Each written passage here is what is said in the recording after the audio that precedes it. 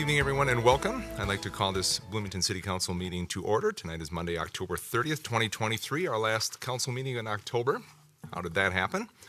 We will start our meeting as we always do. If you are able, please rise and join me in the Pledge of Allegiance.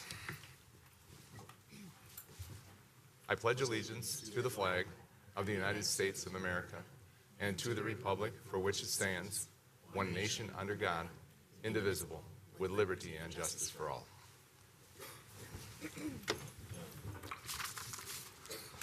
Once again, good evening and welcome to everyone here in the council chambers, everybody watching online. Thanks for joining us tonight. Our first order of business this evening, after the pledge, of course, is the approval of the agenda.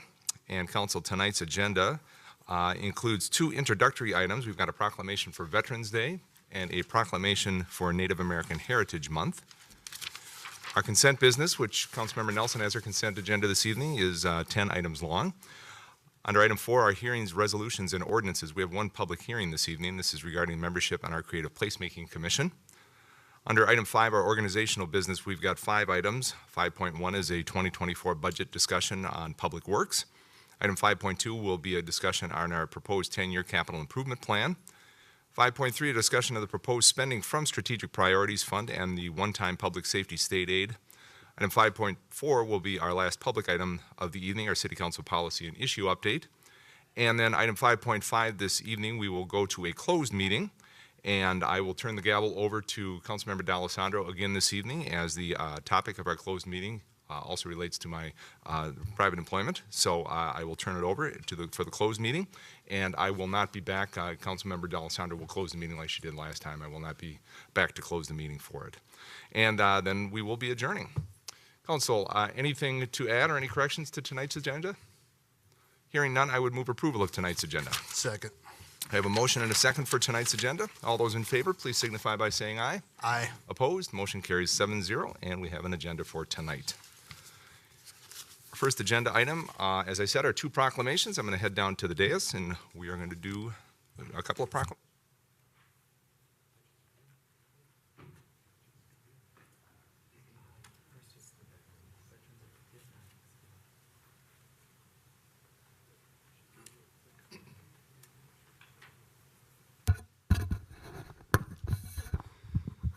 Our first proclamation this evening is our proclamation for Veterans Day. And we've got a special guest here. I'd like to call up Bloomington resident David Skinner, United States Navy veteran from 1979 to 2002. Welcome aboard. Glad you're here with us this evening. As I read the proclamation, then we'll present the proclamation, and then Mr. Skinner's got a couple of things he would like to say to us as well. And of course, the 11th of November is Veterans Day, and every year it's celebrated here in the United States to honor the members of the United States military and armed forces, both living and dead, past and present. And so it's an annual event, one that I know a lot of folks take to heart in a lot of different ways, and we do here in the city of Bloomington in a lot of ways as well. And I'll read the proclamation, and then we'll let Mr. Skinner have his time at the microphone as well. This is a proclamation for Veterans Day, November 11th, 2023. Whereas the brave men and women who have served and continue to serve in our armed forces have displayed unwavering dedication and sacrifice in the defense of our nation's freedom and values. And whereas the contributions and sacrifices of our veterans who have answered the call to duty are immeasurable and deserve our deepest gratitude and respect. And whereas it is our duty as a community to honor and support our veterans, not only during the month of November, but throughout the year, by recognizing their service and ensuring they receive the care and the assistance they deserve. And whereas our veterans have demonstrated resilience, strength, and heroism in the face of adversity, inspiring us all to strive for a better future. Now, therefore, I, Mayor Tim Bussey, do hereby proclaim November 11th, 2023 as Veterans Day in the city of Bloomington. And I encourage all Bloomington residents to take time to express their gratitude to veterans for their service and sacrifices, acknowledging the debt that we owe them. Moreover, I encourage the residents of our community to remember and honor the fallen by attending memorial events and commemorations, and to celebrate the diversity and the strength of our veterans and their invaluable contributions to our nation. Dated this 30th day of October 2023. And as I said, this is it's an annual observance, obviously, here in the city of Bloomington, across the country, and it's one that I always take to heart. Obviously, it was at one time known as Armistice Day, My dad was born during the Armistice Day blizzard, so that was always a topic of conversation around our house. And then as it became Veterans Day, it took on a greater meaning across this country. And so happy to have with us David Skinner, Bloomington resident. Welcome, good evening. And Navy veteran, 79 to 2002? Correct. And you served on what? Served on USS Florida, Ohio-class ballistic missile submarine. Very good, very good. Well, we're so pleased that you're here with us this evening. Why don't you come around this side? The microphone is yours. Thank you. Ladies and gentlemen, first of all, I want to express my gratitude for the privilege of representing Bloomington's veterans community on this significant occasion, second only to Memorial Day in importance to both our community and the nation. I must admit that I'm not accustomed to speaking in public. My last experience was at my father's funeral in 2014, my father was a proud Marine veteran. And the fact that I stand before you today is quite remarkable. Mark Allen Skinner served his country as a member of the United States Marine Corps from 1947 to 1967. However, it was a brief period in December 1950 that played a pivotal role not only in history but also in his own life. My father's Marine unit was stationed aboard the USS Juneau in the Yellow Sea during the early days of the Korean War, serving as the guard force for an admiral's flagship, when they were deployed into Korea as replacements following the Incheon landing. The war seemed to be going well, with many believing victory was just months away. The unit was dispersed to reinforce other units, and my dad soon found himself at Chosin Reservoir. In the military, we often describe life as consisting of long hours of boredom interrupted by moments of intense fear. And the story I'm about to tell exemplifies this truth. Just a month after the Chinese entered the Korean War, they infiltrated the northeast part of North Korea. On November 27, 1950, they surprised the United Nations Command forces in the Chosin Reservoir area, which consisted of around 30,000 personnel, including approximately 25,000 Marines, 5,000 Army soldiers, along with supporting Republic of Korea and British forces. What followed was a grueling 17-day battle in freezing weather. The UN forces, who later became known as the Chosen Few, were encircled and attacked by roughly 120,000 Chinese troops. After a fierce struggle, the UN force managed to break out and withdraw. The casualties were devastating, particularly on the Chinese side, as both battle and non-battle casualties piled up due to the frigid weather, which reached as low as minus 38 degrees Fahrenheit. Chosin Reservoir came to be known as the Frozen Chosin. The UN forces reported a total of 10,400 battle casualties, comprising 4,400 U.S. Marines, 3,200 Army personnel, 2,900 South Koreans, and 78 British Royal Marines. Additionally, the 1st Marine Division reported 7,400 non-battle casualties caused by the harsh weather, resulting in a total of 17,900 casualties.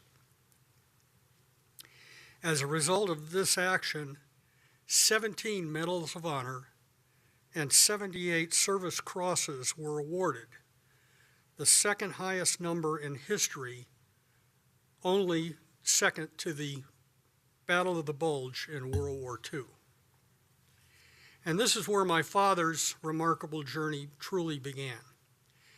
He survived the battle without significant injuries, but he did suffer severe frostbite in both legs, to the point where amputation was considered.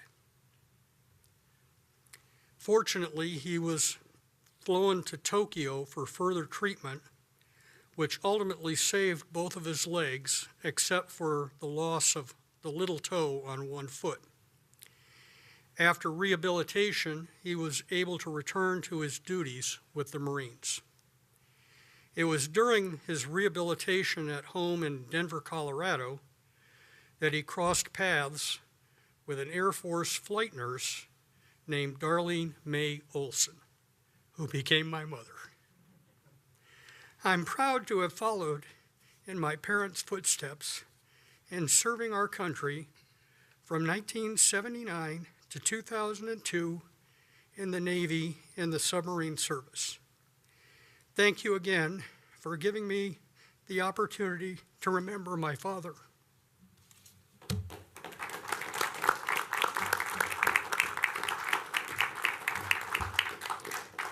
Thank you, David. Thank you for sharing that. Very, very much. Thank you. Thank you, sir.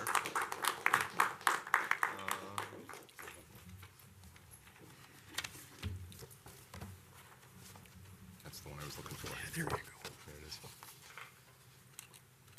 Thank you. Thank you. Thank you so very much for being with us and for sharing your story with us tonight. Thank you.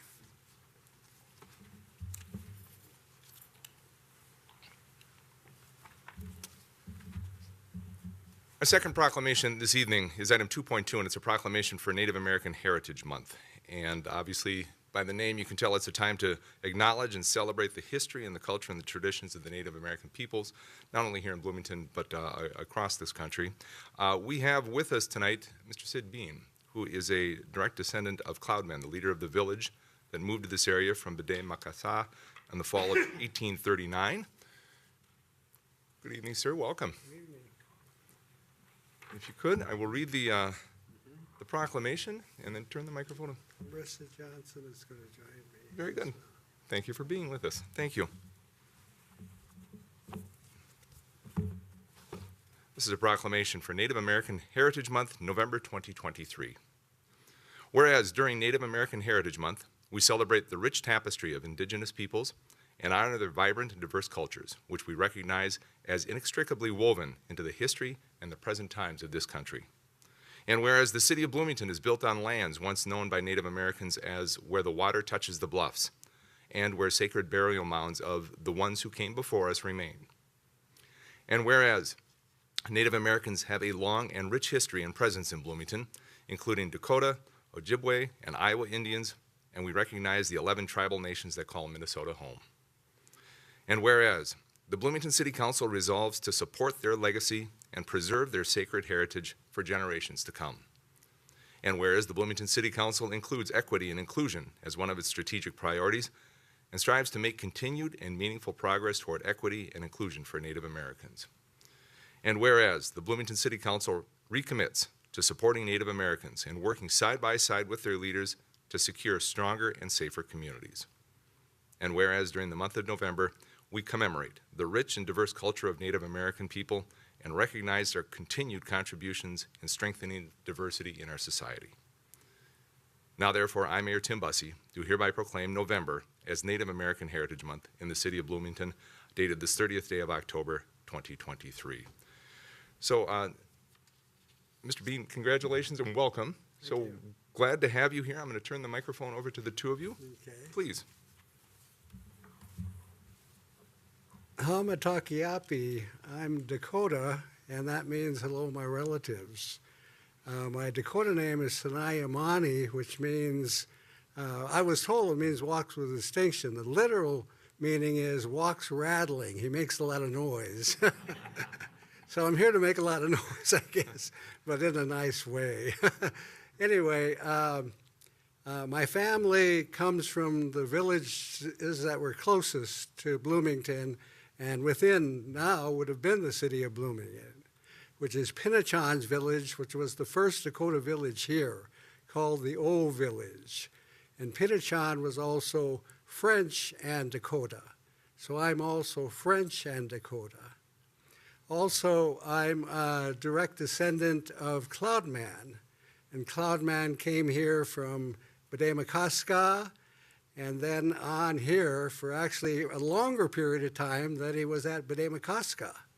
And of course, you know, my family was asked by the city parks and the mayor and the governor and all the political officials to lead the effort to change the name of the lake. So with the support of my daughters, and I have 4 of them, and one's a lawyer, one's a PhD, one's a business person, one's a social worker. So we're a formidable force.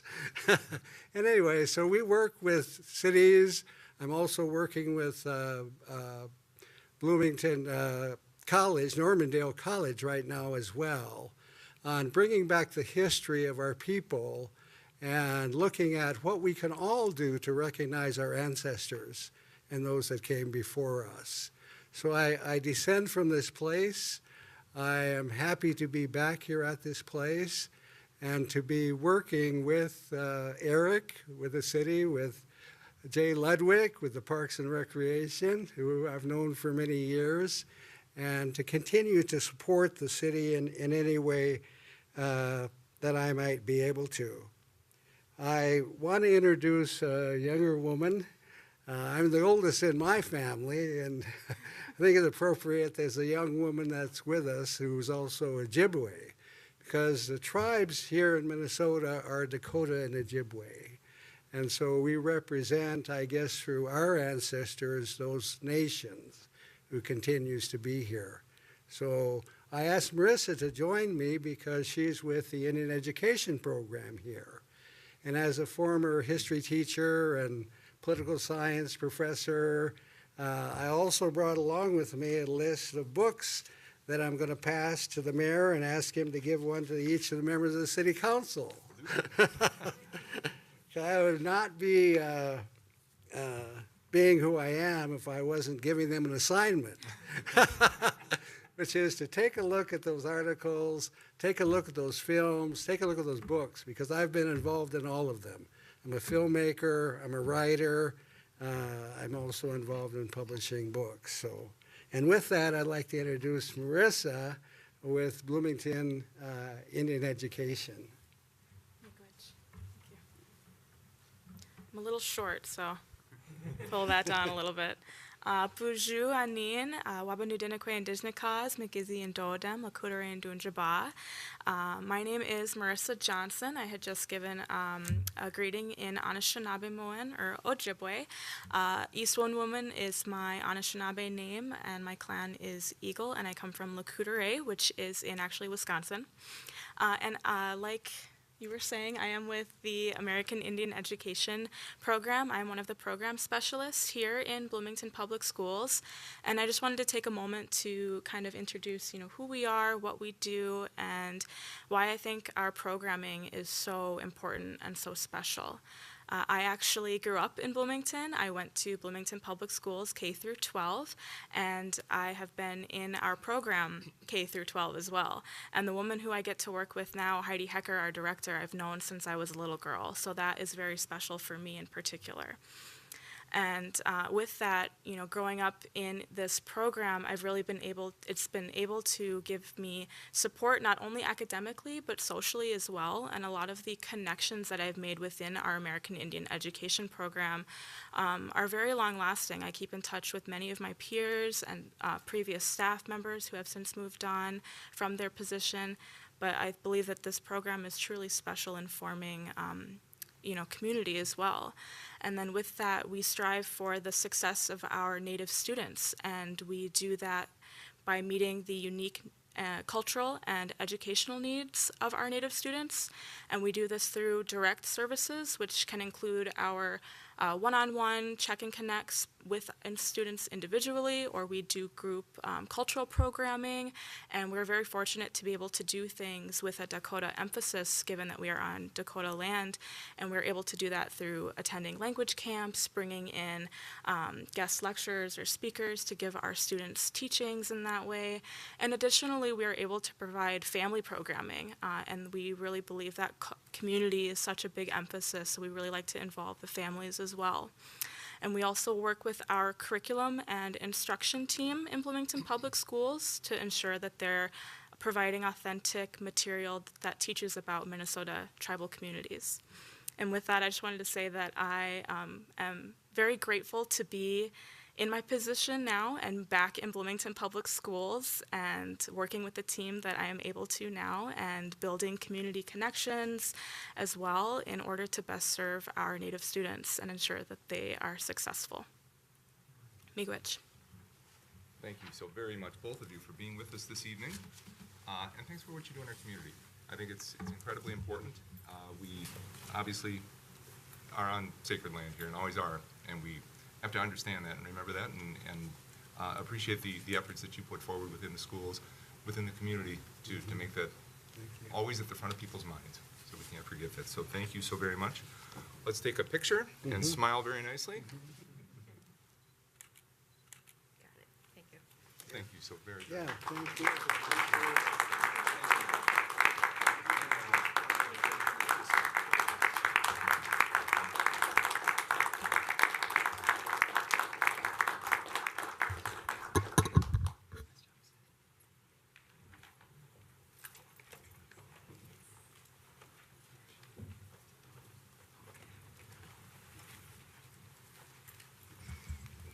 Mr. Mayor, if I can, please. Mr. Mayor, Councilmember D'Alessandro. excuse me, please. Thank you. I think it's a kind of an interesting overlap to talk about both veterans and our Native heritage, considering that Native Americans have been, I think, the highest enrollment in our military services on a per capita basis for a very, very long time. So despite the fact that many of our colonial ancestors stole from them, they are defending this country at a higher rate than most of the time, and I think that's worth mentioning. So thanks for the privilege. Absolutely. And it intersects in a lot of ways, I think. You're exactly right. And appreciate that we now have reading material council. So you've got reading material. And appreciate staff for bringing these two proclamations together. Well done. What a very nice way to start a meeting. So thank you for doing that. Well done. Thanks.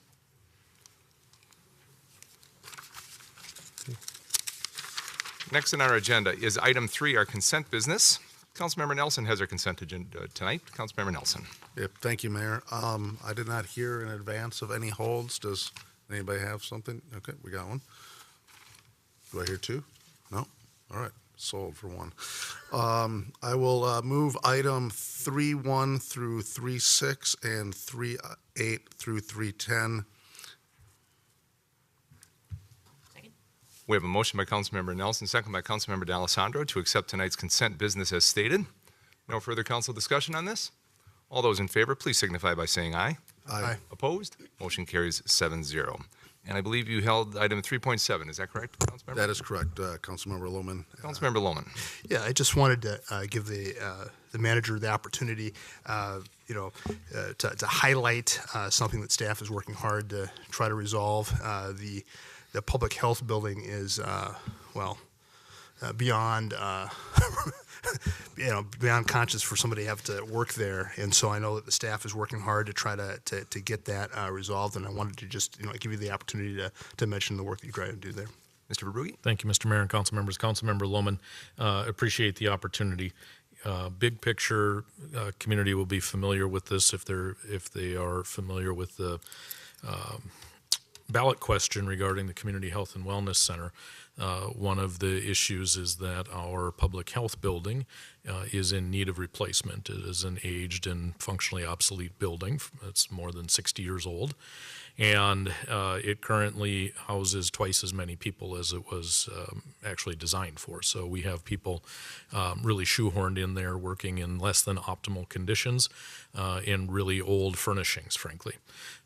At the end of last year, we carried over some of the budget excess from the department to look at various options for public health. Back then, we were thinking that we might utilize some of that money to look for a different location if there wasn't a new building as a potential. So we are utilizing some of those funds to purchase new furnishings for that building.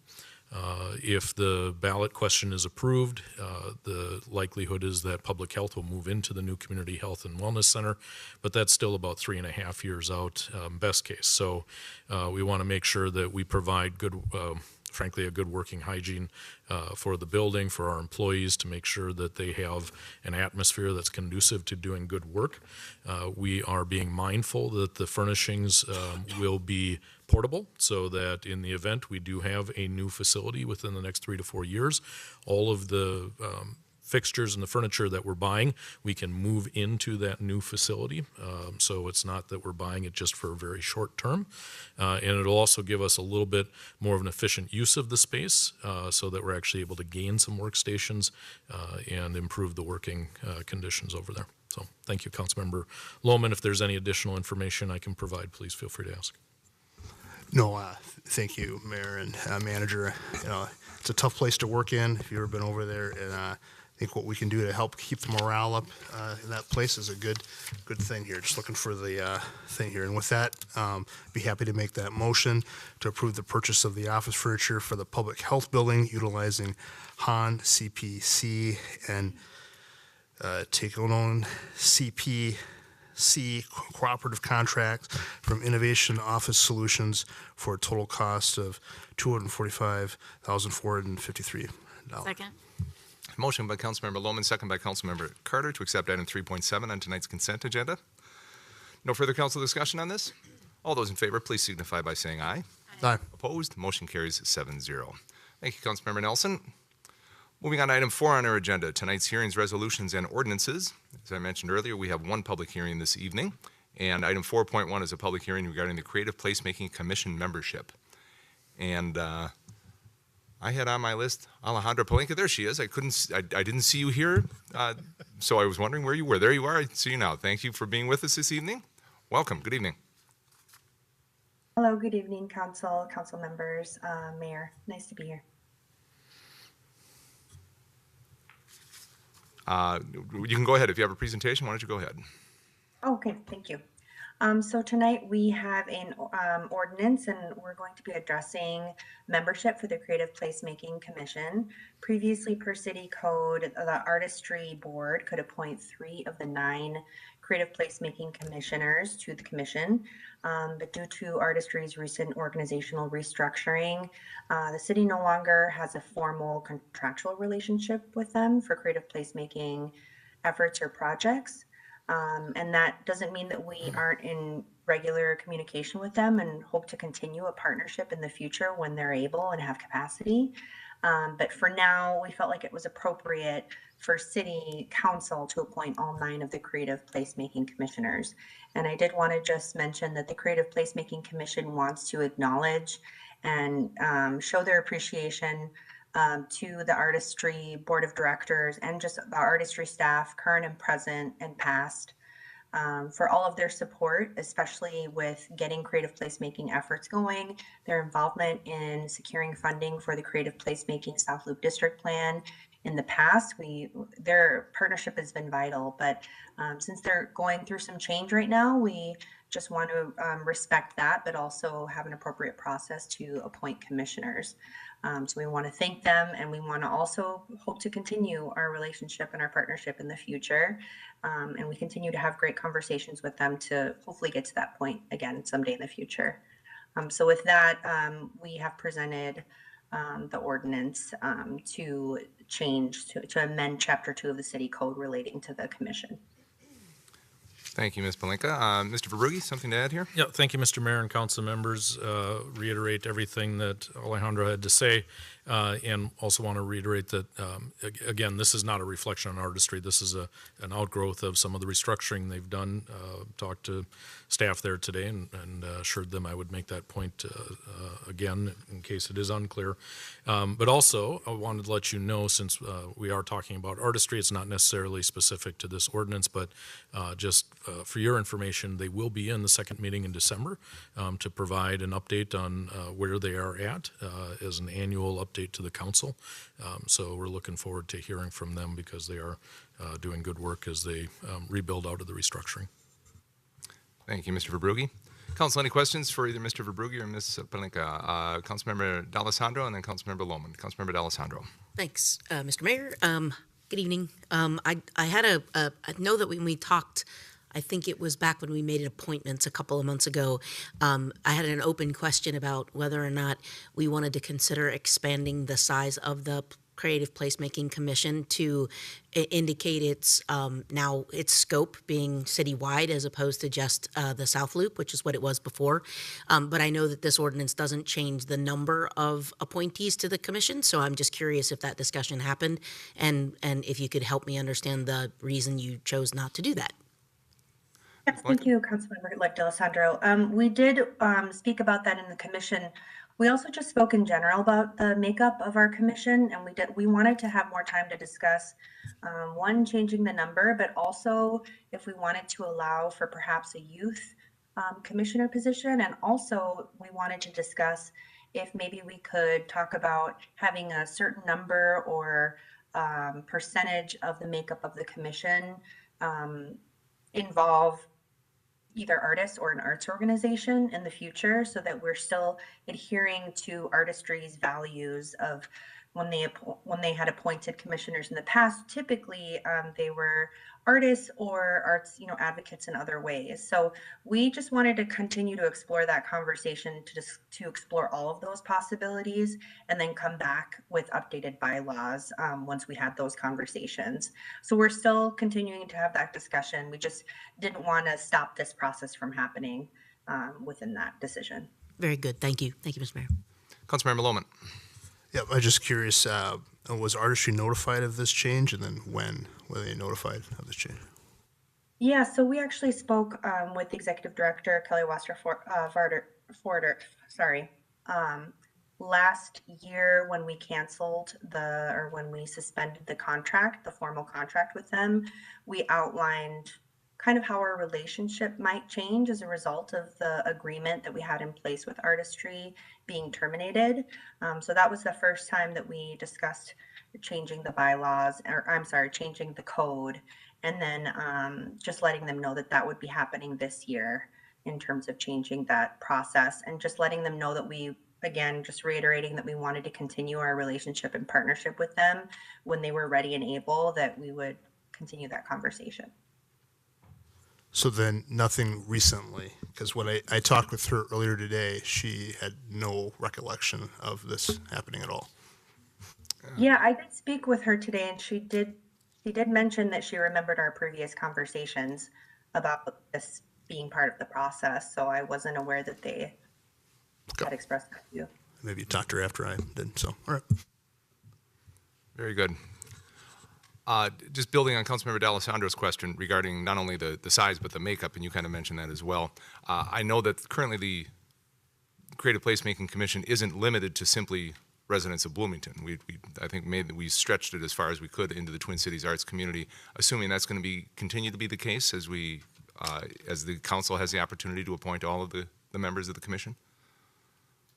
Thank you, Mary. Yes, I think that would be part of our conversation of the makeup of the commission. Originally, it was that at least 5 of the 9 members had to reside in Bloomington, and that was intentionally done so that if we had placemaking or public art experts or artists that wanted to participate outside of Bloomington, but were still involved or stakeholders in some way in the work that we are doing here, that they'd have an opportunity to still join. I imagine that the commission still wants to continue that because we have had people part of our commission that have not been Bloomington residents, but have been in businesses or in other ways stakeholders of the work that we do here, and they've really appreciated the opportunity to do that. So I do imagine that that would continue in the future.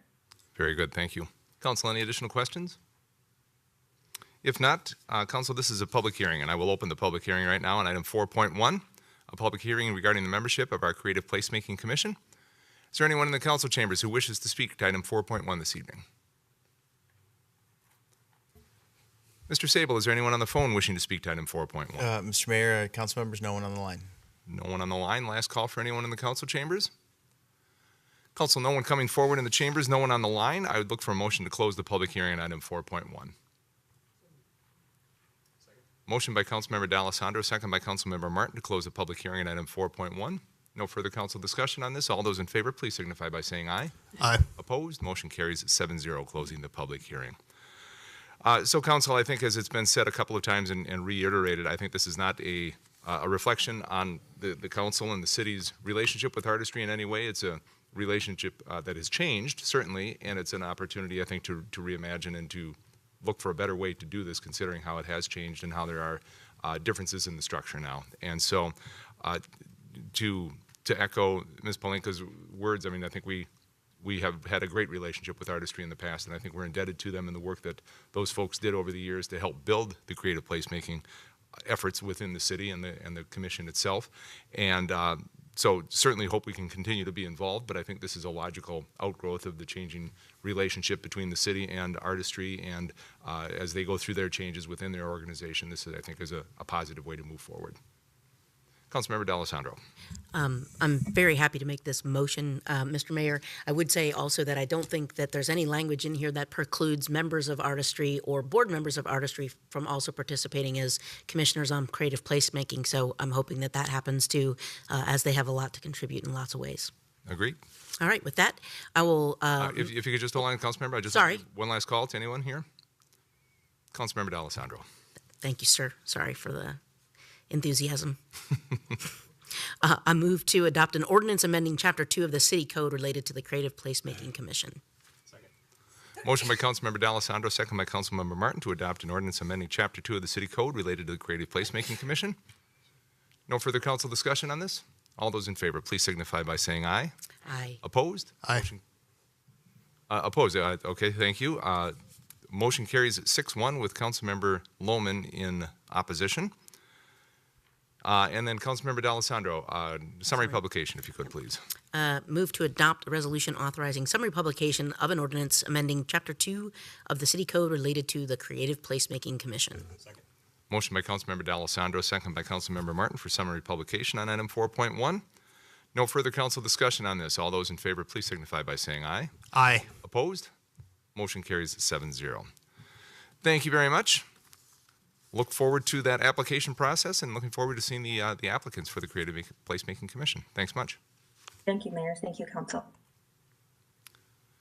Moving on to our organizational business tonight, item 5.1 is a discussion, our budget discussion, our 2024 budget discussion on public works. Mr. Keel is here this evening. Appreciate your flexibility. I know last week you got bumped, and appreciate you coming back tonight and bringing this forward to us and having this discussion. So we're going to be talking tonight about Public Works General Fund, the Fleet Fund, and the Facilities Fund. Mr. Keel. Thank you, Mayor. It's a pleasure to be here earlier tonight. If I could have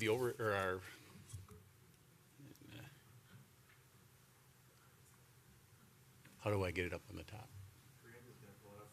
Very good. Thank you. So this evening, I think what we're prepared to do is to give you an overview of those portions of the Public Works budget that the Mayor mentioned, our internal service funds, which are fleet and facilities, and those that are paid for through the general fund. And when we get the overhead, I have a couple exhibits that will show that. Generally, Public Works is responsible for providing infrastructure-related activities with engineering, which does planning and construction of those, Our utility group takes care of our drinking water and sanitary sewer service needs. Maintenance takes care of facilities, our fleet, our road maintenance type things. And our Public Works Administration group takes care of supporting those other operating divisions, but also operates our solid waste and recycling program. Thank you. Again, kind of just roughly, as I said, we go over an overview of those portions of the budget that are internal service funds and operated by the general fund. Again, we're organized in 4 divisions, which I kind of summarized for you. I would note that with us tonight, Julie Long, our city engineer who leads our engineering division, is here. Tim Barrett is our superintendent that takes care of our maintenance division. Scott Anderson, who you heard from last meeting, is not here, but he's heads our utilities group. And Ellen Bialis is here to talk about our administration division. Ermias Wegehu is also here. He's our public works accountant.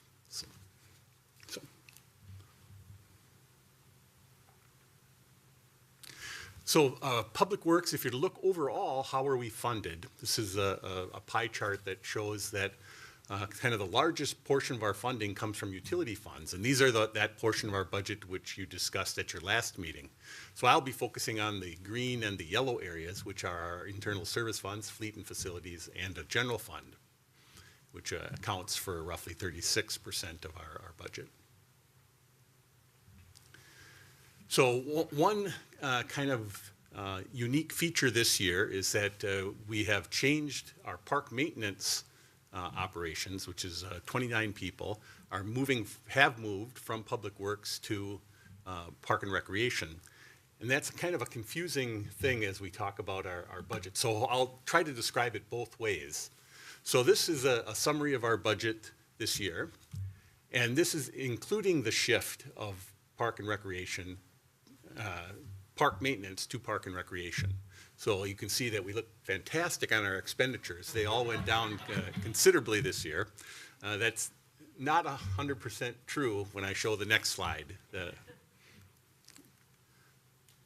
So this is if we were not to have moved Park and Recreation.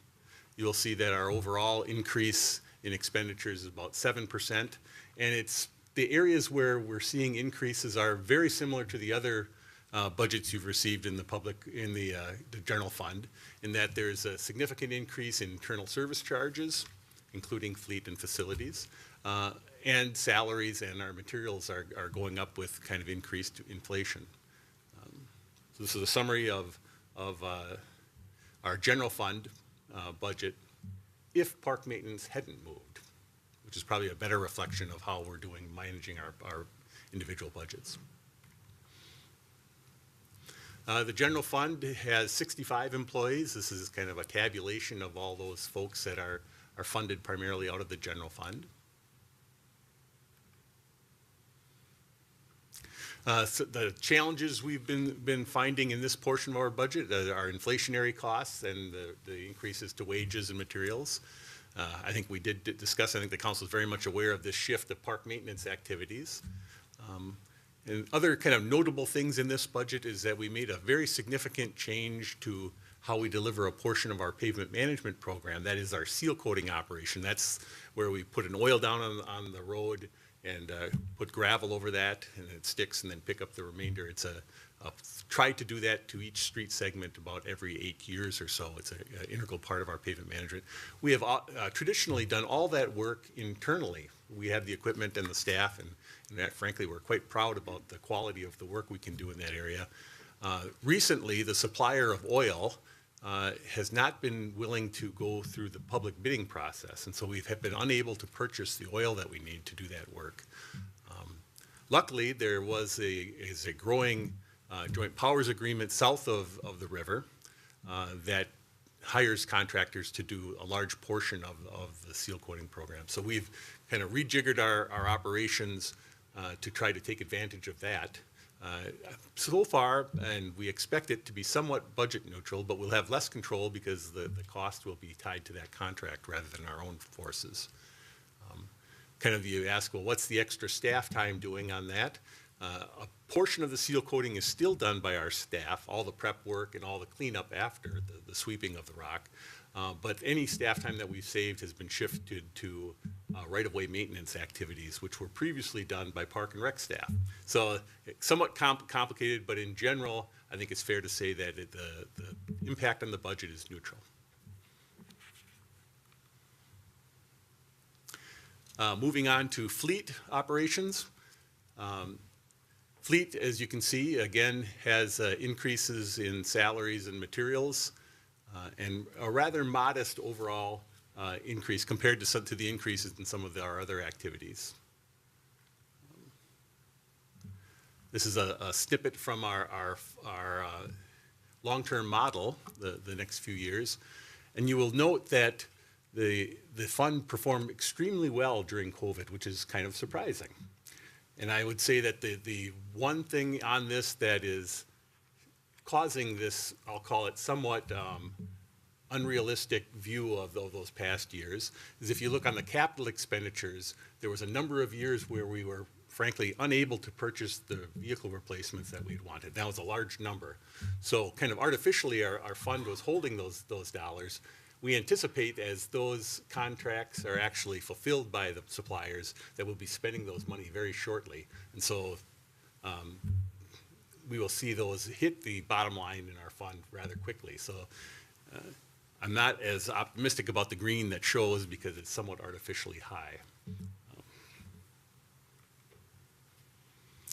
Fleet has an operation of 12 employees in total. Charges to fleet are charged to all our operating entities across the whole city, and we charge in two components, one a maintenance charge and one a replacement charge. So this gives you a sense of which departments are receiving maintenance charges and kind of the scale of those. Clearly, the kind of operating departments that have lots of equipment are the biggest spenders, Public Works being the largest, police, and then Park and Recreation with the transfer of park maintenance is a fairly quick equipment-intensive operation. The maintenance charges kind of covers the cost of repairs, fuel, and the ongoing running of our fleet operation. Again, that's that same graph just shown as a pie chart. The Public Works obviously is a little better than half of the total cost of maintenance. And then replacement charges, pretty similar in scope. They're about 50-50. Again, the same departments are the largest payers in the replacement charge. Again, this is what the pie chart of that graph looks like. So overall, kind of the pressures on our fleet budget is that we've had some definite supply chain issues. We've had many orders for equipment that have been canceled, and then when we reorder them, the price has gone up significantly. Kind of an example is a one-ton pickup truck a number of years ago was probably roughly $31,000. This past year, that rose to $51,000. We had traditionally we would get a 20 to 30% discount from retail prices through the various state and federal contracting venues that we use. Those discounts now are from 5 to almost 0. So we're not seeing anything close to the discounts that we had seen in the past. Again, an example of a large mower too has gone up significantly in price. And like others, equipment costs are going up, and our parts costs and the costs for outside work are going up beyond what we had typically seen in past years.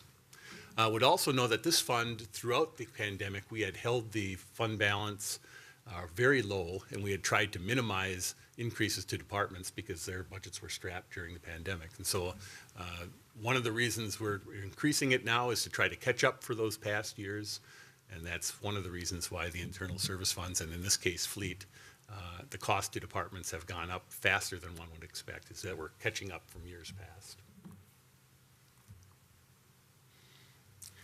Moving on to facilities. Again,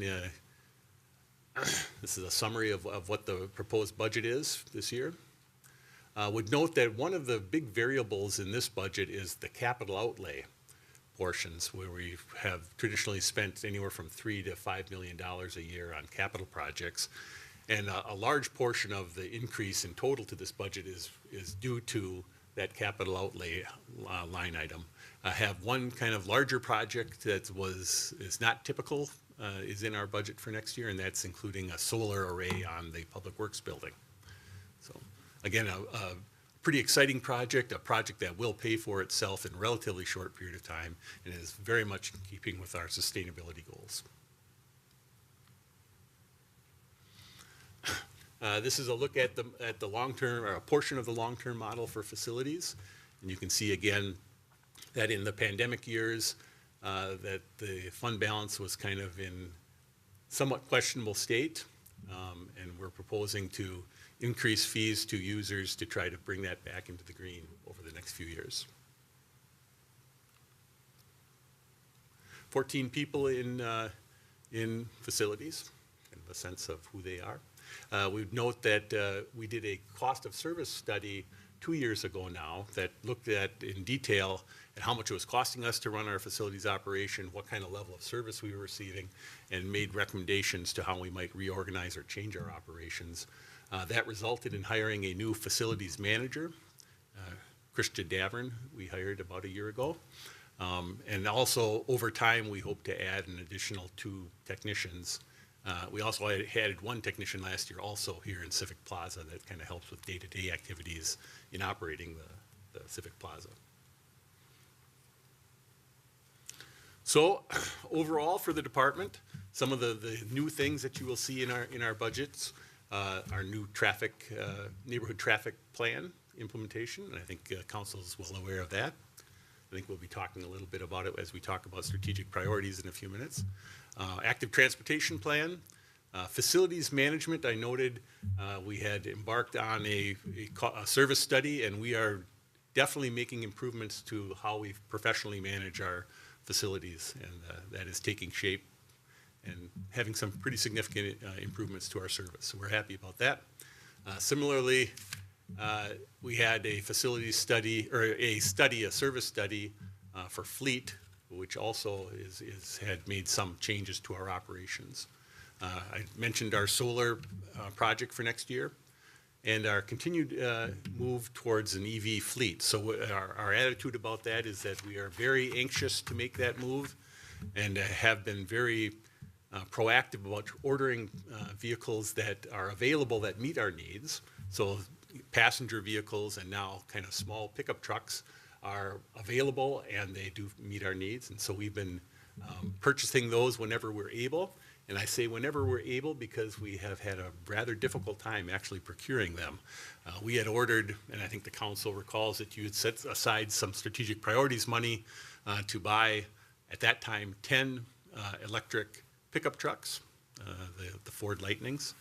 We ordered 10. That order, and actually at that time, the price was incredibly good. It was something like $38,000 for those. But that order was canceled, which was the first that we've ever seen in our operations. We reordered them when they became available about 6 or 8 months later. I think the price went up to about $58,000. Still not a bad price. And have not received delivery of those until just about 2 weeks ago. We received our first Lightning vehicle, which will be part of the fleet that's used in engineering. So hopefully we'll have the remainder of those delivered.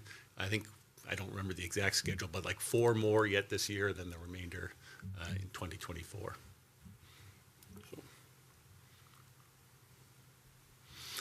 General challenges. One thing that we're watching carefully is that there's a number of grants in all kinds of different flavors and programs being offered through the federal government and the infrastructure plan. Most of those have a local match requirement, so we're being very careful to try to identify funds that we can hold to take advantage of those grants. For many years, or several years, we've had a challenge in replacing our retaining walls in the right-of-way. You may notice one on 90th Street, just west of Penn Avenue, that's under construction now. A very large wood retaining wall built in the 70s, where the tieback structure has rotted, and we have a lot of those types of walls around town. So we have a pretty large unfunded kind of need for retaining walls. That continues to be a challenge for us. I mentioned our service studies and the need eventually to add 2 staff to our fleet operations. Would note that currently with our existing fleet garage, we don't have space for 2 new technicians. So we're holding off on that. In the capital program, which we'll talk about, one of the projects is a new fleet garage to be located north of our campus on a site that the city purchased about a year ago. And then we would be working towards adding 2 additional fleet technicians. And in our facilities maintenance, we have a kind of two pressures there. One is to fulfill our fleet or our facilities service study. That's an additional of 2 staff. And also we are transitioning to take ownership, or not ownership, or take operational responsibilities for the fire stations, which were previously being operated by the fire department, especially the 2 new ones. And that equates to about 1 staff member in total. Again, talked about that the bulk or much of the work that we do is kind of infrastructure management. And really, I think our future is in asset management. We want to be proactive and systematic about how we maintain those pieces of infrastructure. I think that will result in better service. So we'll have better quality roads, fewer shutdowns to water systems, et cetera. We'll have much more consistent and predictable budgeting as we move ahead with that. And in the end, the life cycle cost will be less.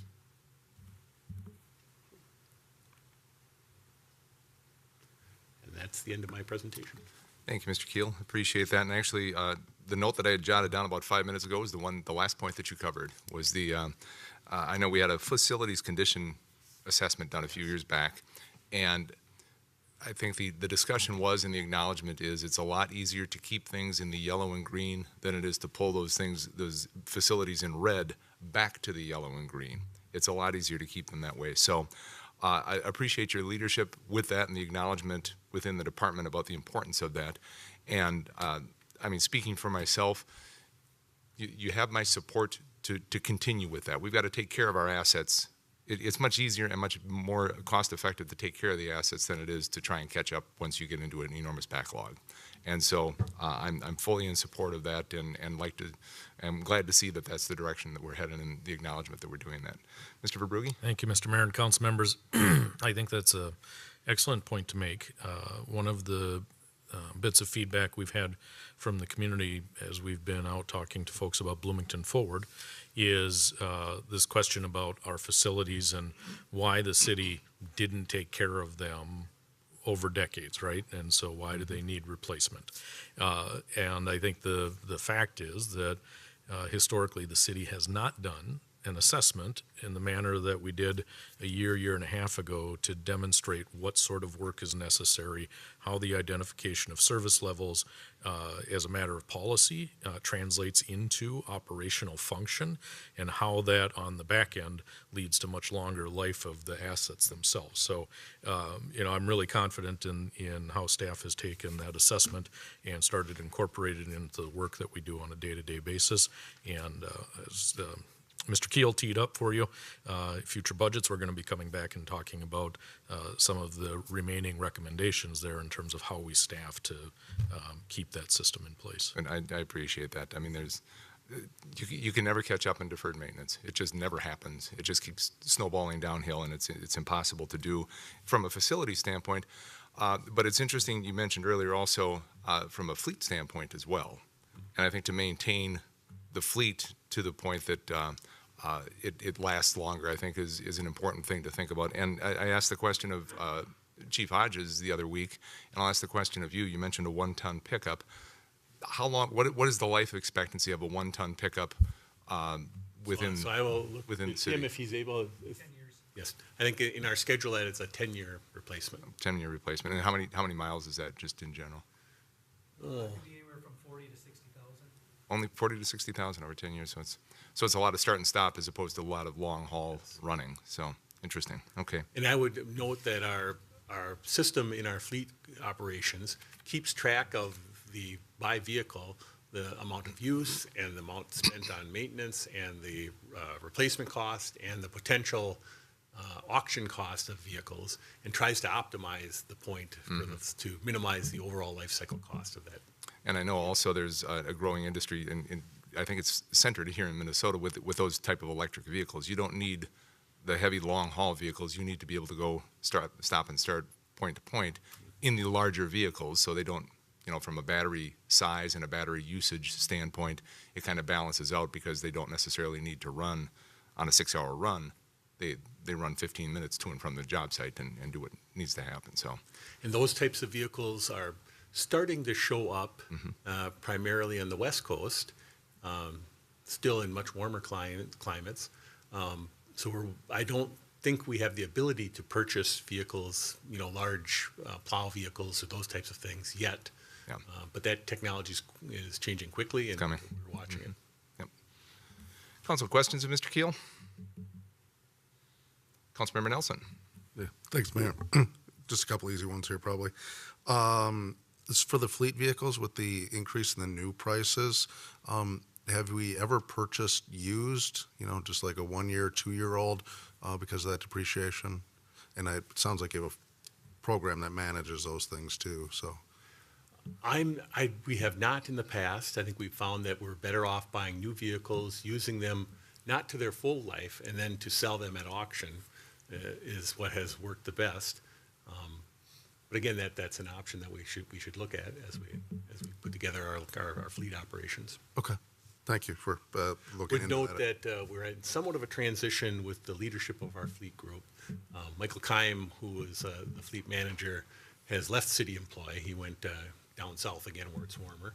And we are just in the process of hiring a new fleet manager. And so we'll have to kind of work that into their work plan.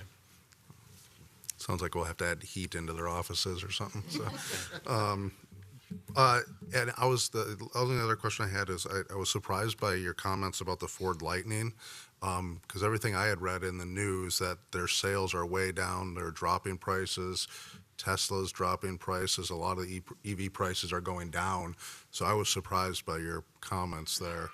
We have not seen it on the government contracts at all yet. Okay. Interesting. And then one question for the city manager, maybe in terms of this. I know when we talked about the solar, that the city is now eligible to get solar rebates. Are we able to get the rebates on the EV vehicles? Is that part of that as well? Mr. Mayor and council members, Councilmember Nelson, I do not know the answer to that question. So I'm not aware of any rebates on the on the electric vehicle portion of that. Okay. We are certainly plan to take advantage of the rebates for the solar project. Okay. Yeah, if you wouldn't mind just checking. I mean, I got a $7,500 one on my plug-in hybrid, and but I know that in the past, municipal governments weren't able to take advantage of those things. Right. We'll find out the answer to that. Perfect. Thank you. The other thing I would say to your other question, Councilmember Nelson, is I think Mr. Keel's been talking about our experience over the last half a year or year as we've been trying to procure vehicles. I've seen the news that you've seen too. I think that's a relatively more recent phenomena. I was just sharing with our city attorney. I was just talking to somebody in the last week or so, and the Ford Lightning on the lot is starting of about $74,000. So when we're buying one, it's still quite a bit below what the list is for personal use. So I don't know that the standard customer is experiencing that just yet. Yeah. I think another thing that contributes to that is I believe the retail price of those Ford Lightnings was pushing $100,000 not too long ago when they were in very, very short supply. So that might be, while the price is going down, they're still quite expensive.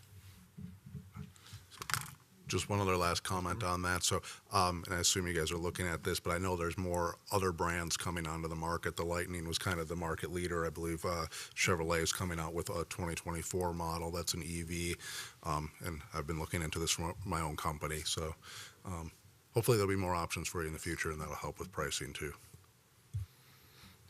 Council, any other questions? Councilmember D'Alessandro. Thank you, Mr. Mayor. You kind of alluded to it. I think helping us understand a little bit more the replacement cycles and obsolescence cycles would be really helpful. It's always interesting to me that when we talk about budget changes, planned obsolescence and actual obsolescence can be two different things, right?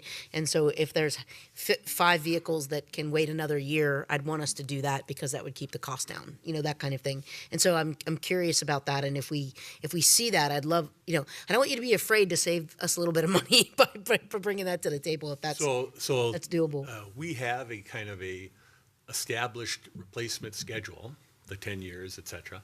But again, I noted that we keep track of performance and costs associated with any individual vehicle. Yep. And so definitely the fleet manager makes decisions about sometimes doing them early if it's a real dog, or holding them a little bit longer if they are performing well. So while the measure and the budgeting measure is 10 years, that can go one way or the other a few years. Sure.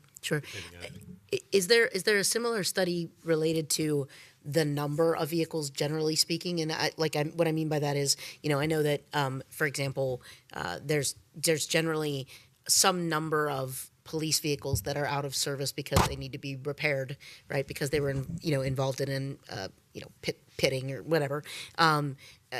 Similarly, I know we have our residential or our I guess you'd call them residential, are more of our passenger vehicles lot out here. And, with the changes in the way people work and the visits people make, et cetera, have we looked at like a reduction in the total fleet for those passenger vehicles or other things like that we can look at to kind of shave off, do we need the same amount that we needed 20 years ago, for example, or 10 years ago, as another lever against planned maintenance, right? Because one way to think about that is we have to maintain the cars we have, and then there's a second question, which is, do we need all the cars we have?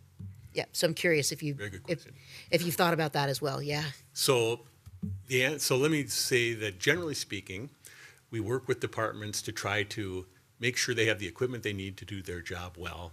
And so there's a discussion back and forth between our fleet operations and the departments about what kind of coverage they need, what kind of vehicles. I mean, does a passenger vehicle work, or do they need a large truck, or whatever it happens to be? Also, about 3 years ago, we went through a very deliberate review of all our vehicles, looked at exactly how many miles they put on per year, et cetera, what type of vehicles, and we had conversations with each department saying, hey, you have a vehicle here that only drives 600 miles a year. That's way too little. Why don't you use a fleet vehicle? And so we actually changed our carpool policies, made it easier to be able to get a car out of the carpool, with the intent to try to reduce the total number of vehicles we have in our fleet. Mm-hmm. And I don't recall, we can get you the exact number that we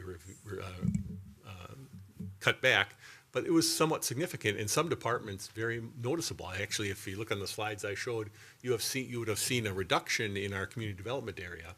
And that was solely because they were able to turn back, if you will, a number of their vehicles, and those are very low mileage vehicles, and they use the pool vehicles instead, which is a more efficient way of doing that. And I'll chime in, Councilmember. Yeah, that fleet review, it was a significant reduction in the number of vehicles. Mr. Verbrugge, do you have the numbers at your fingertips? Mr. Mayor, I'm scrambling furiously to find that reduction number.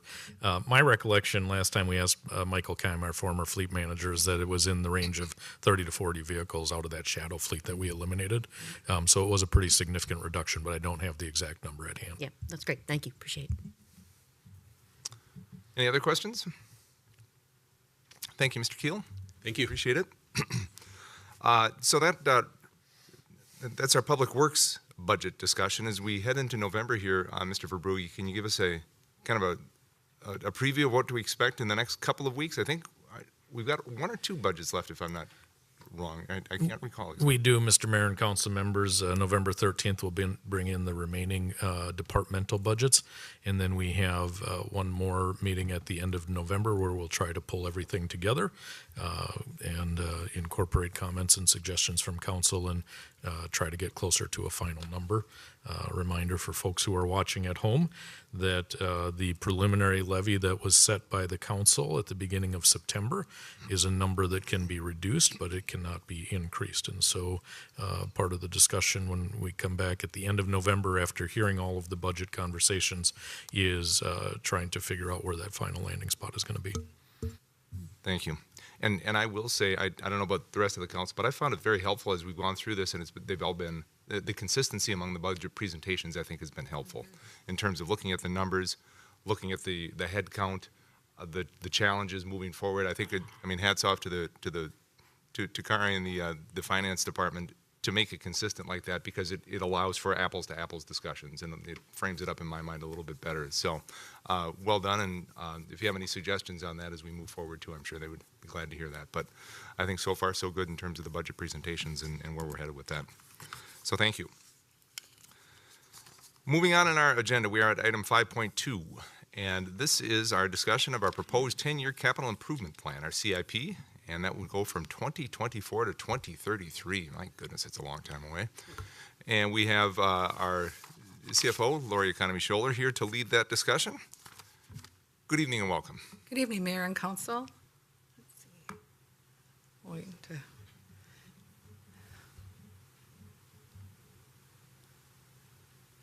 Waiting for the presentation here. It was there.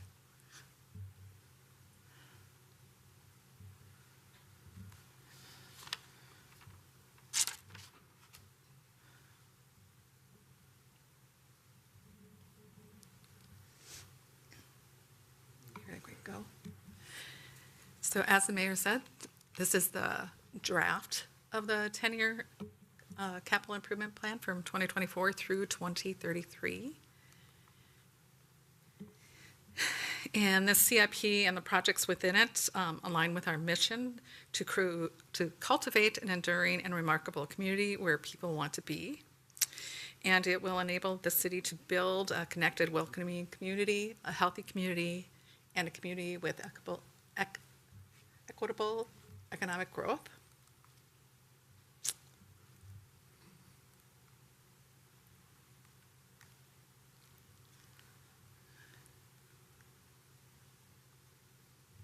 So in the purpose and timeline, let's see.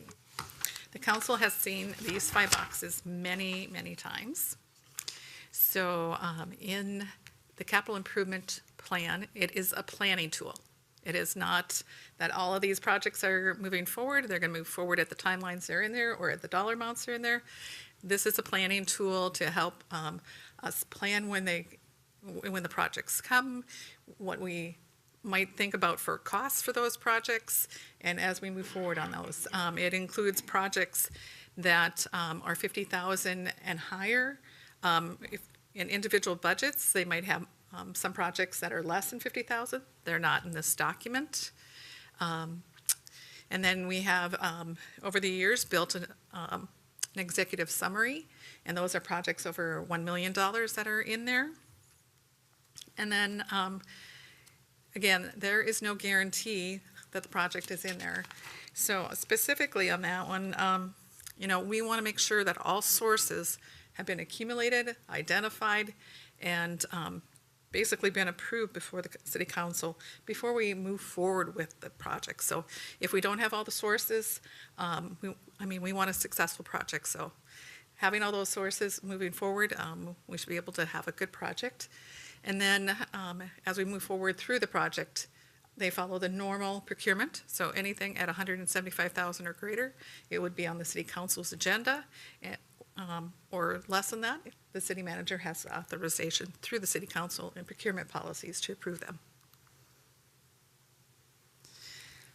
On our timeline, spring and summer, city staff have been working on the information that's in the updated plan.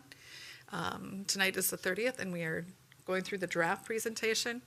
The Planning Commission is on the 16th, and they have this draft. As we move forward to election next week, some of the stuff that's in other revenue categories, we have a possibility to create, depending on the vote, a new category for sales tax revenue, and then we would move the 3 projects that we have, or what projects that we have into those categories. So when you see this in December, you would see possibly a new category for sources for the sales tax based off of that. And then we're also going to have a conversation on the 20th with the City Council here on debt based off of what's in the CIP. And once we have that discussion, we may move for the projects further out and around, depending on what the council decides or wants to give direction on. But the Planning Commission, when they look at this, they look at the projects to make sure and ensure that they meet the 2040 comprehensive plan. So it doesn't matter the dollar amount or when they happen, but if the project's here, that's their goal, is to make sure that it meets the 2040 comprehensive plan.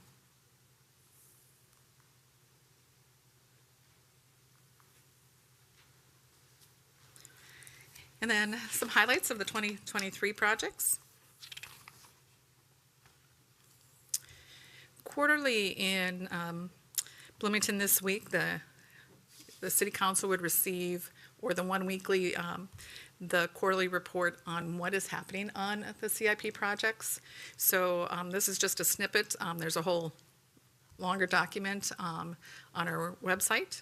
And you can see where the status of the 22, 23 projects are, and if the 24 projects have, some work might have been started on some of the 24 projects. And then in 2023, a Fire Station 4 opened. And here we have the first lawnmower for the Greens. It's an electronic one at Tuan. We have the truck wash that was built, and we have the Civic Plaza roof completed. In Park Development, we have the Normandale Lake Maintenance Building reconstruction that was completed in 2023. We have Smith Park, completion of the park improvements there. We have the water reservoir restoration at the Northwest Tower. On surface transportation, we have 98th and Normandale Boulevard and Highway 100 pictures. And then here is Xerxes and Old Shakopee Road intersection. And then for our first sidewalk poetry stamp, this is at Old Cedar Avenue and Old Shakopee Road for first poetry stamp, so that's cool. Very, very cool. Moving into the executive summary of, these are the items that are over $1 million. So just looking in general, this is all of the expense categories, and we are at $900 million of projects. If all of them came in and all of them were at the right price and everything, if this is a magic document that everything's accurate, it's $900 million. And this is just the general breakdown. Majority of those are in the city facilities in the next 2 years. As we know, we have 3 items on the referendum next week, so they would fall into the city facilities area.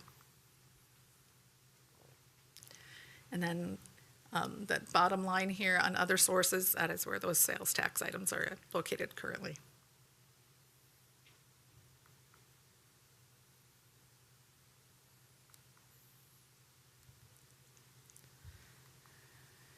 And then getting into a little bit more detail in the 2024 areas, city facilities, you see the ice garden, you see community health and wellness center, starting of the fire station 2, the maintenance garage, animal shelter, small business center, some solar, some of the public works refit, and the big renovations. So a lot of things are going to get started in the next 2 years.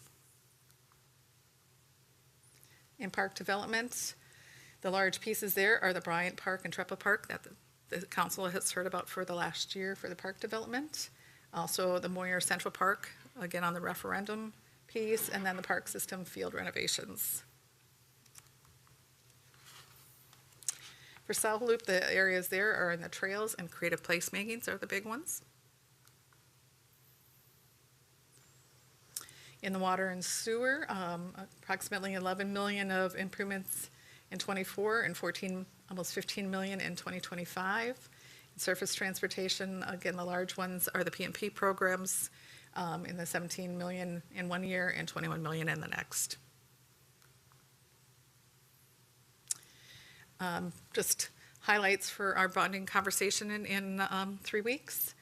charter bonds are for the Bryant and Trepa parks, and possibly the animal shelter, if it's going to be part of the garage or not. I think some of that conversation is going to be out there, because I think at one time there was conversation it would be there, but I don't think, not sure where that conversation's at right now. Public Works retrofit in the garage, and then just what we might have on the sales tax items and the P&P.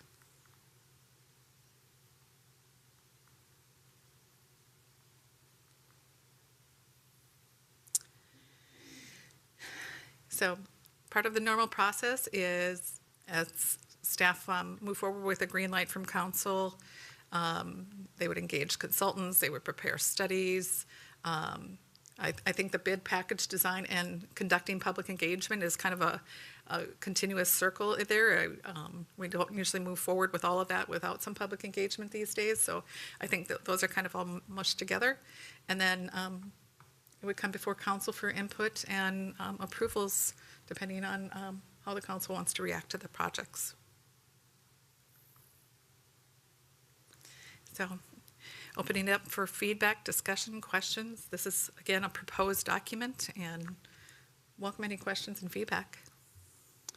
Council, don't know if you had a chance to take a look at the document and anything specific questions, any specific questions on specifics, or any more general kind of overarching questions about the presentation and what we'd be looking at over the next few years on this. 311 pages. 311 pages. Thank you. Councilmember Carter. Thank you, Mayor. So I did have kind of a more specific question. I noticed that the resources needed for natural resources preservation work at the parks is separated out.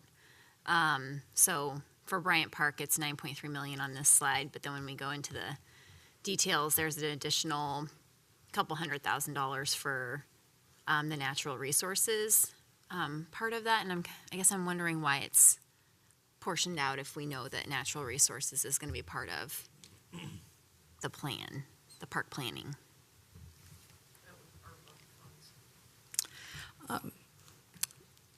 Ann Catry, our recreation director, said those were part of the ARPA funds, so that's why it's segregated. Got it. Thank you. So it's not like signaling importance or anything like that. Okay. Okay. Thank you. Which I think brings up a good follow-up question. Are we through federal funding? Is there more federal funding available for anything? Or as I look at the funding sources, has this figured in potential bonding projects at the state or any federal funding possibility?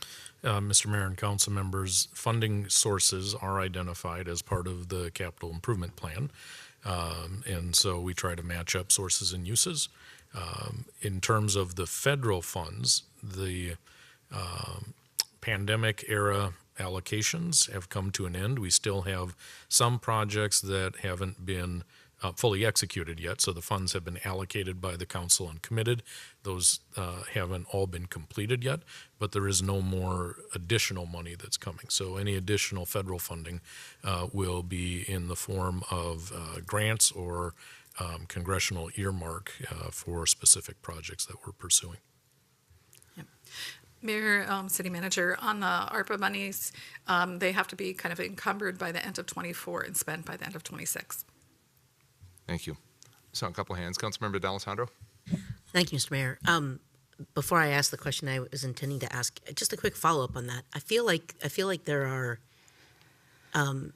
Inflation Reduction Act dollars still out there, especially as it relates to sustainability and transportation projects. So I don't know if that's not ARPA explicitly, so I don't know if that is considered pandemic funding or not, but I'm just curious. I assume we're still pursuing some of those. Is that right? Mr. Brugge? Yeah, Mr. Mayor and council members, Councilmember D'Alessandro, that's why I said we'll be pursuing grant dollars, because the IRA money is allocated by grant.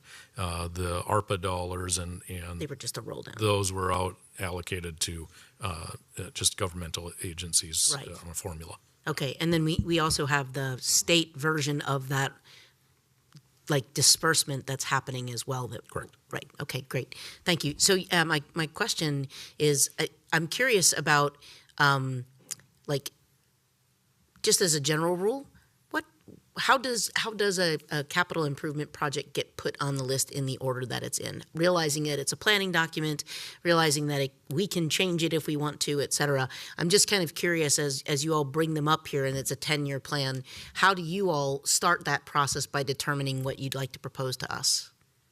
Mayor, Councilmember D'Alessandro, for example, in park projects, as Anne Catry, the park director, and her staff see different things needing in parks and renovations and natural resources and all those, they start listing them off, and then they group together, and then they start ranking them on, it might be the first time on the list, but depending on what it is, it might need to shoot up to a tier 1. It might need to happen in 24, 25. But the park activities Anne brings to the table for that. Carl's team brings the stuff for roads, sewers, transportations. The port brings their South Loop activities to the table with creative placemaking, items like that.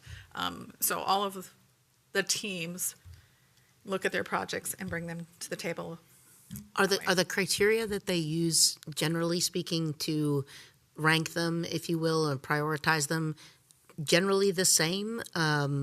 Meaning, urgency, importance. I don't know what they are, but can you describe that a little bit for us as well? I don't have the list in front of me, but it's on page 16 and 17, the prioritization. Okay. They need to follow the prioritization, including the racial equity and sustainability and strategicness of that project.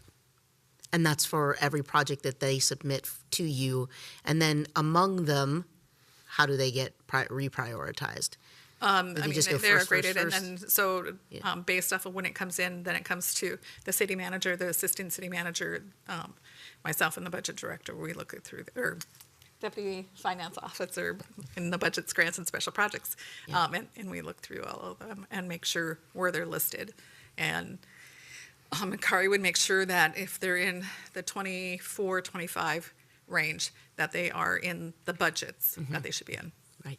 Okay. Great. Thank you. Appreciate it.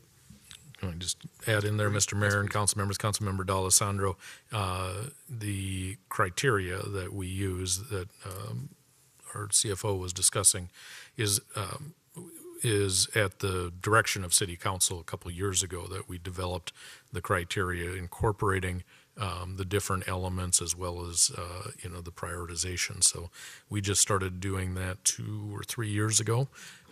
It actually took us a good long while to develop the criteria. We had a fair amount of wrestling to try and get that one right. But Lori did a really good job of explaining how it is that they come through the process. But something like the Park System Master Plan, right? So what happens when we have new policy being developed? And this is a planning document that we go through every year over and over again. It's a 10-year cycle. So a lot of our assets, a lot of our facilities, a lot of our infrastructure are scheduled for reinvestment, replacement, renovation on regular cycles, but then we constantly have new things that are coming up, such as the Park System Master Plan, right? And so we have to then go through and not just apply the criteria, but also look at when things are going to fit in there from a financial perspective, right? Because we can't do everything right away in 1 year. So sometimes we move projects around to try and keep a little bit of consistency. So if we're using charter bonds, for example, we don't want to see huge spikes like this. We try to level things off, which is one of the things that Lori and her team have worked really well to do is to try and create more of a stable funding future, and some of the moving around of projects fits in with how we do that too. Councilmember Cutter? Thank you, Mayor. So one of the questions I did want to ask, in addition to my last, was related to the field improvements, so the $19 million for field improvements. I guess I'm curious, and I'm sorry if I missed this information in an earlier presentation or via email.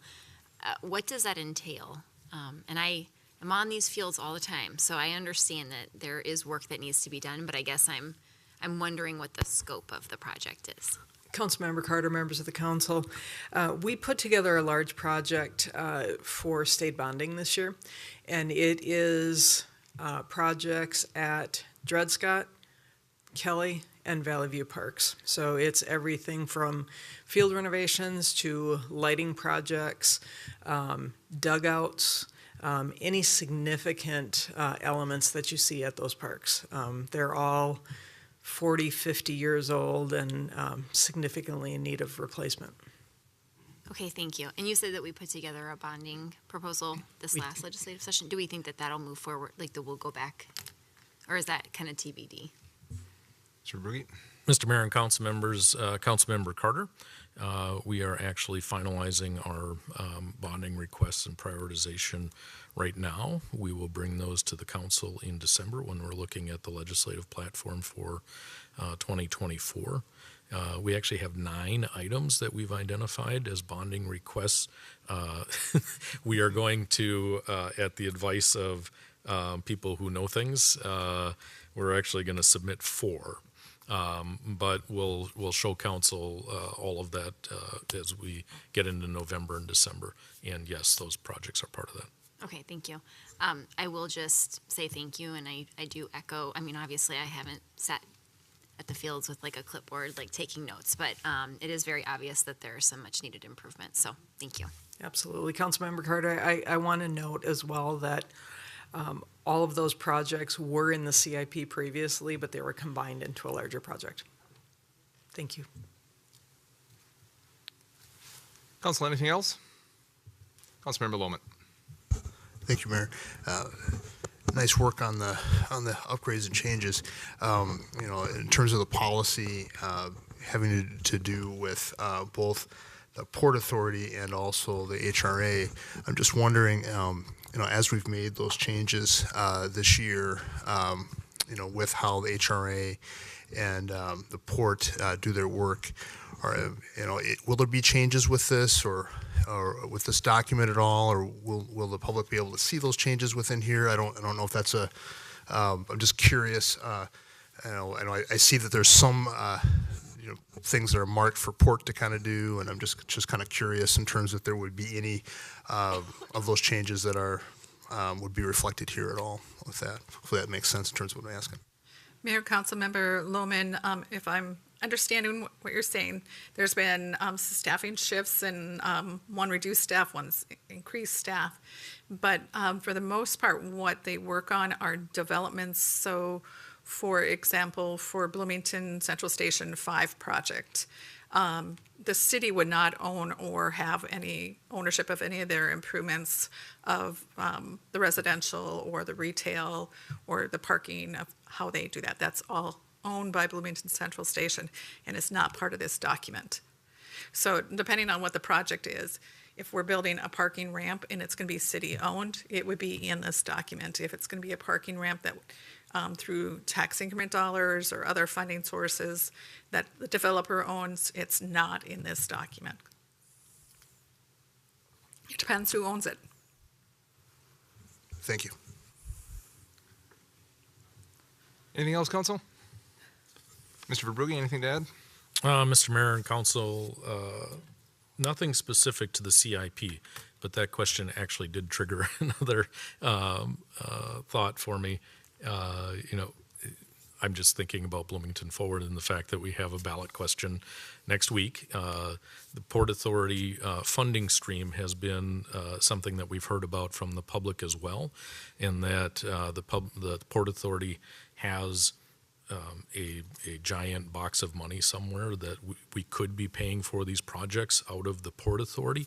And I just want to state categorically the answer to that is no, that's not accurate, right? So, you know, the Port Authority has its own rules around the financing and the funding that it receives, and so the ability to use that money for non-port related activities is pretty limited. We did expand the purview of the port so it can function citywide. That doesn't mean that all of the funding sources available to the port can similarly be extended citywide. We have a Port Authority levy that will be turned on in 2024. Those funds can be used citywide, but the other sources are pretty restricted. Mayor, City Manager Brugge, we did add a FAQ to the Bloomington Forward site detailing the Mall of America and the funding within the Port Authority and its contractual obligations to the previous developers that we've been working with. That there, other than, as the city manager mentioned, other than the development fund, there's very, very limited resources on the port side to go citywide. Thank you for that clarification, and from both of you, I appreciate that. And the confusion, I guess, is understandable. Some people might think that, but I think it is understandable, and the folks who should know. And so I appreciate the information and the clarification there. Very good. Thank you very much for that. We will move on, Council. In our agenda, item 5.3 is a discussion of proposed spending from Strategic Priorities Fund and the one-time Public Safety State Aid. We kind of teased this, I think, over the last couple of meetings when we had brought up a couple of things and we knew this conversation was coming forward. Mr. Verbrugge? Thank you, Mr. Mayor and council members. I believe that Grant is getting presentation ready to go in back, and Mike is going to help advance those for me. So we're going to start with the Strategic Priorities Fund discussion. So just some quick background on the Strategic Priorities Fund, what it is. This is a fund that has been established for the City Council to use for typically one-time or short-term projects that it deems in the interests of the community to do. So if you want to go to the next slide, Mike. I think you've seen this slide already this evening. If nothing else, we're consistent, so we want to make sure that folks know exactly what our mission is and how we're proceeding and identifying what is in the strategic interest of the community.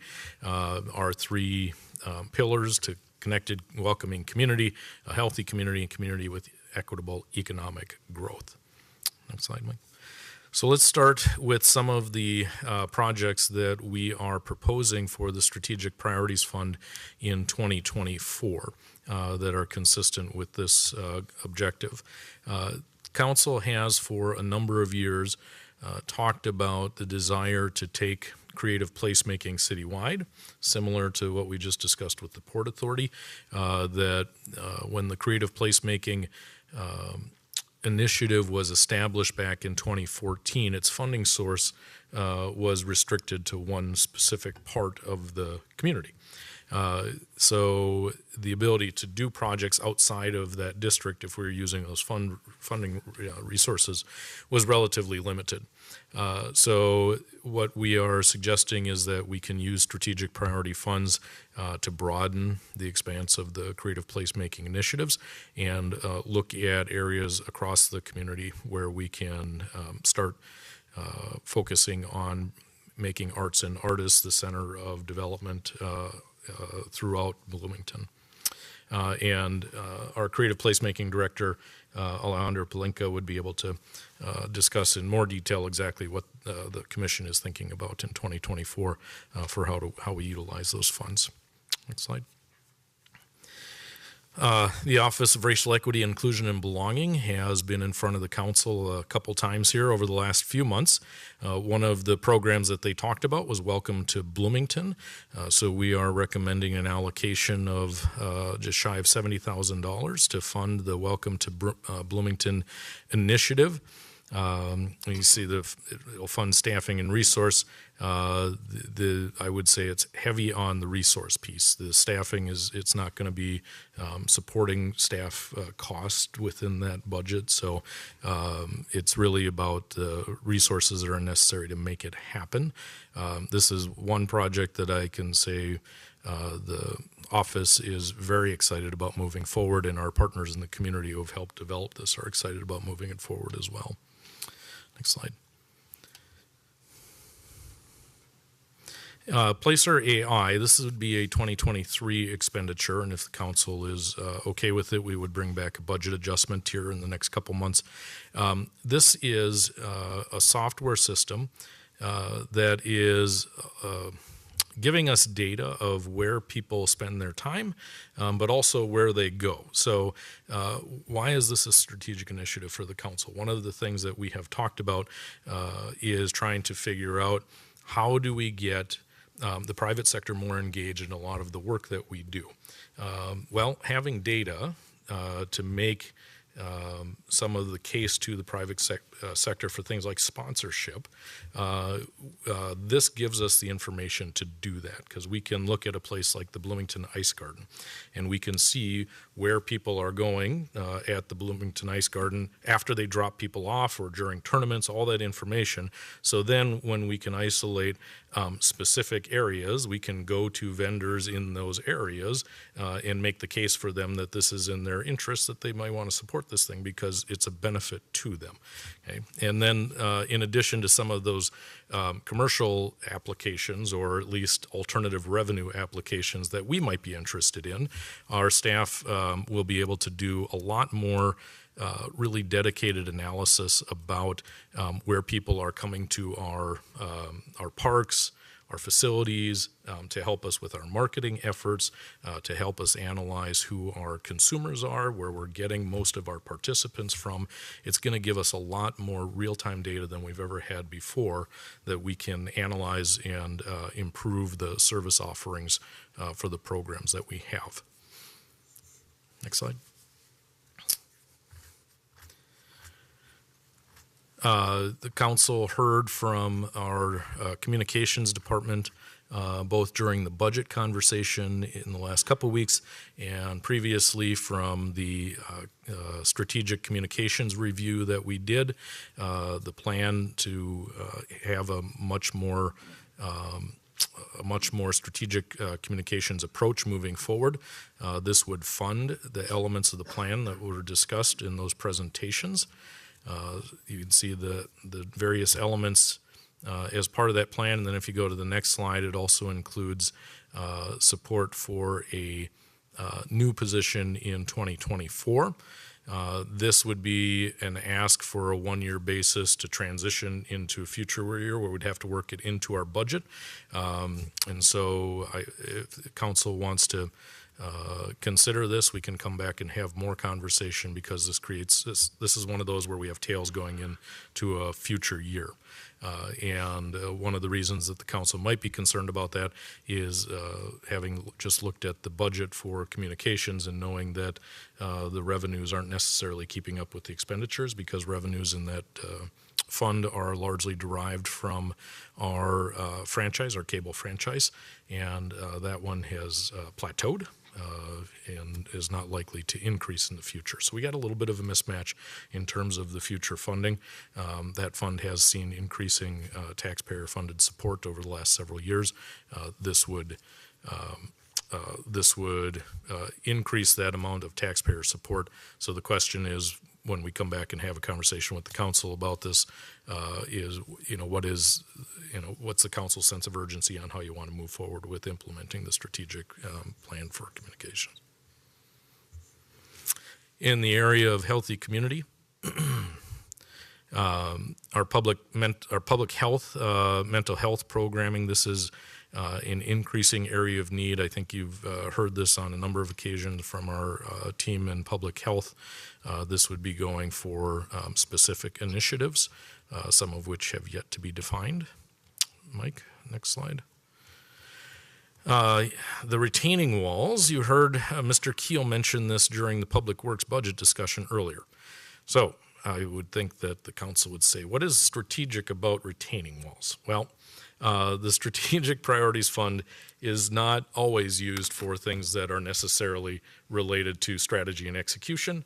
For example, in the Strategic Priorities Fund, we've had for the last couple years a line item for tax levy stabilization. That was a specific decision that council made for a funding strategy, but it was really to utilize money to keep the property tax levy lower than it may otherwise have been. It's the same thing with this one. If we were to utilize the Strategic Priorities Fund for this, it's because the other likely source to fund this is going to be property tax levy. So as we were making decisions about what to bring forward to the council a couple months ago with our levy, we pulled the retaining walls out of the Public Works budget because of the impact to the general fund. So strategic priorities becomes one way to fund this. We can also look at some other ways to accomplish this. We can look at carryovers from if we have operating excess in a given year, or positive budget variance is another phrase that we've used.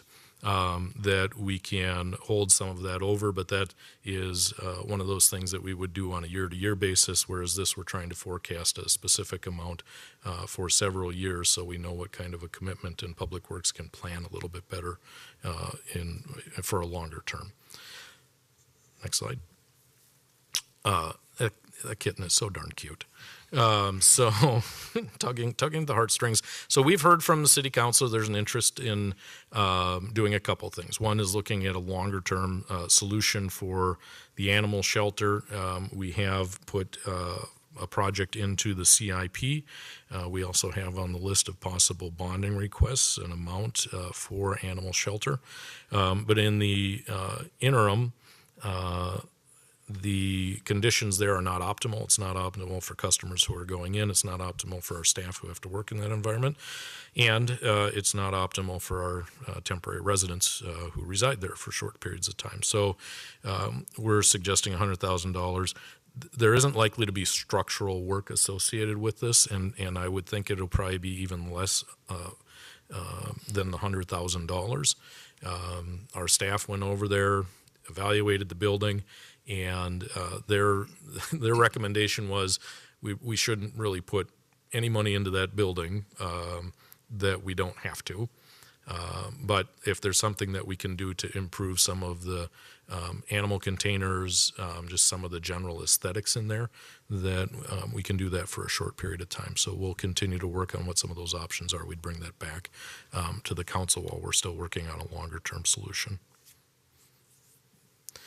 You heard the reference to the Neighborhood Traffic Management Program earlier this evening when Mr. Keogh was presenting the Public Works budget, and you've talked about that relatively recently, so we would recommend funding it at about $80,000 in 2024, and then slightly more than half that amount in the subsequent 3 years after that to implement that traffic management program. Next slide. The other thing that we're working on that council talked about is looking at our speeds around town, trying to improve safety and how we ensure safety in neighborhoods, but also on the more highly trafficked roads as well. So this would be implementing some of the strategies that staff has identified to make that happen as well. This is another topic, the forestry and tree canopy, that we know council has expressed interest in. What we are recommending here is an allocation yet this year from strategic priorities that would be the funding source for the log loader. Thank you. I was going to call it something else.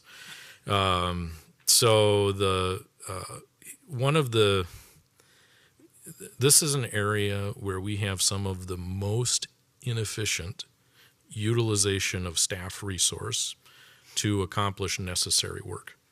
Often we have multiple staff working on this type of removal, and it will take numerous weeks to do the work. This log loader is going to allow us to do that in a fraction of the time. So in terms of utilization of staff and a more efficient use of staff time, this is a solution that's going to help us be much more efficient. And then the future years, in 2024, we would like to use the funds to do the urban forestry master plan. We were hopeful that we were going to receive a grant for that. We just learned 2 weeks ago that we are not receiving that grant, which was a $250,000 request.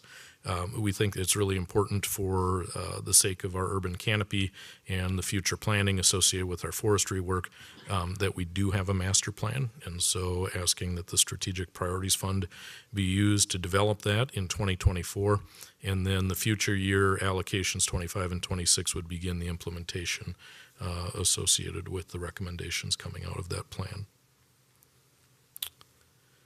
And then finally, in the category of community with equitable economic growth, we have the Business Development Hatch Program, which you heard a presentation on several weeks ago.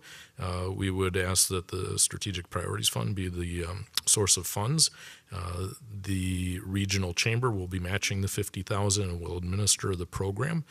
So this would be the source of the city's contribution. Next slide. Business Retention Program, you're going to hear about this at the end of November, but this is also a plan that's being developed by our Port Authority staff in response to council direction to be more proactive in helping retain existing businesses here within the community. And so staff is going to be bringing forward a recommendation on what that's going to look like, and this would be the associated funding source to accompany that program. Next slide. Compensation study. The city last implemented our compensation plan based on a study in 2018. The world has changed. Literally, the world has changed in the last 5 years. We've seen daily the stories about retention and recruitment. I just saw an article today that the state of Minnesota has eliminated a 4-year college degree as a requirement for almost all of their jobs because they need to expand the candidate pool because they're having such a hard time recruiting candidates for their positions. We want to make sure that over the last several years we have not fallen out of step with our competitive market. And so this will be looking both at the compensation plan, how it's structured, and also how it exists within the marketplace.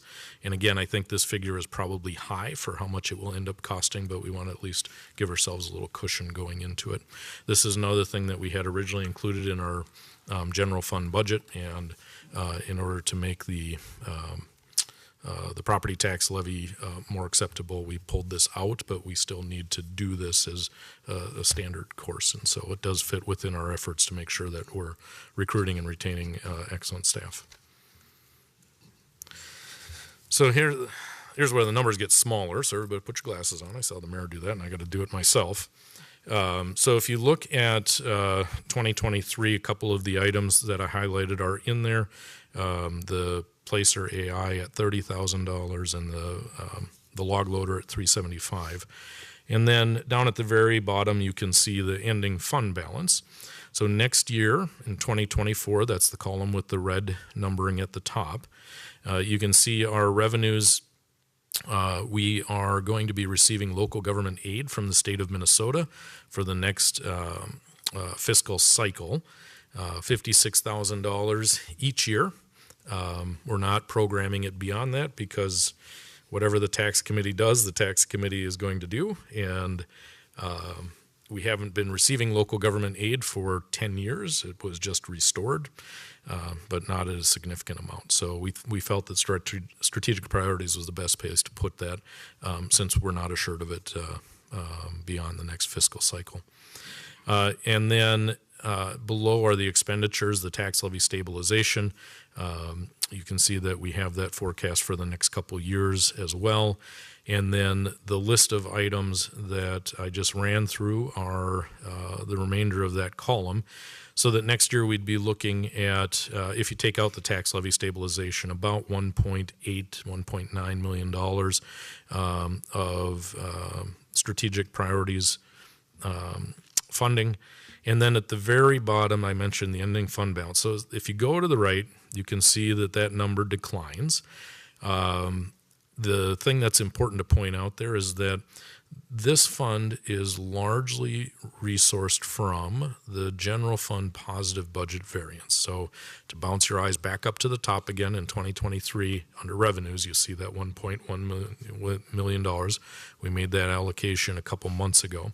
We are not assuming positive budget variance in future years, but almost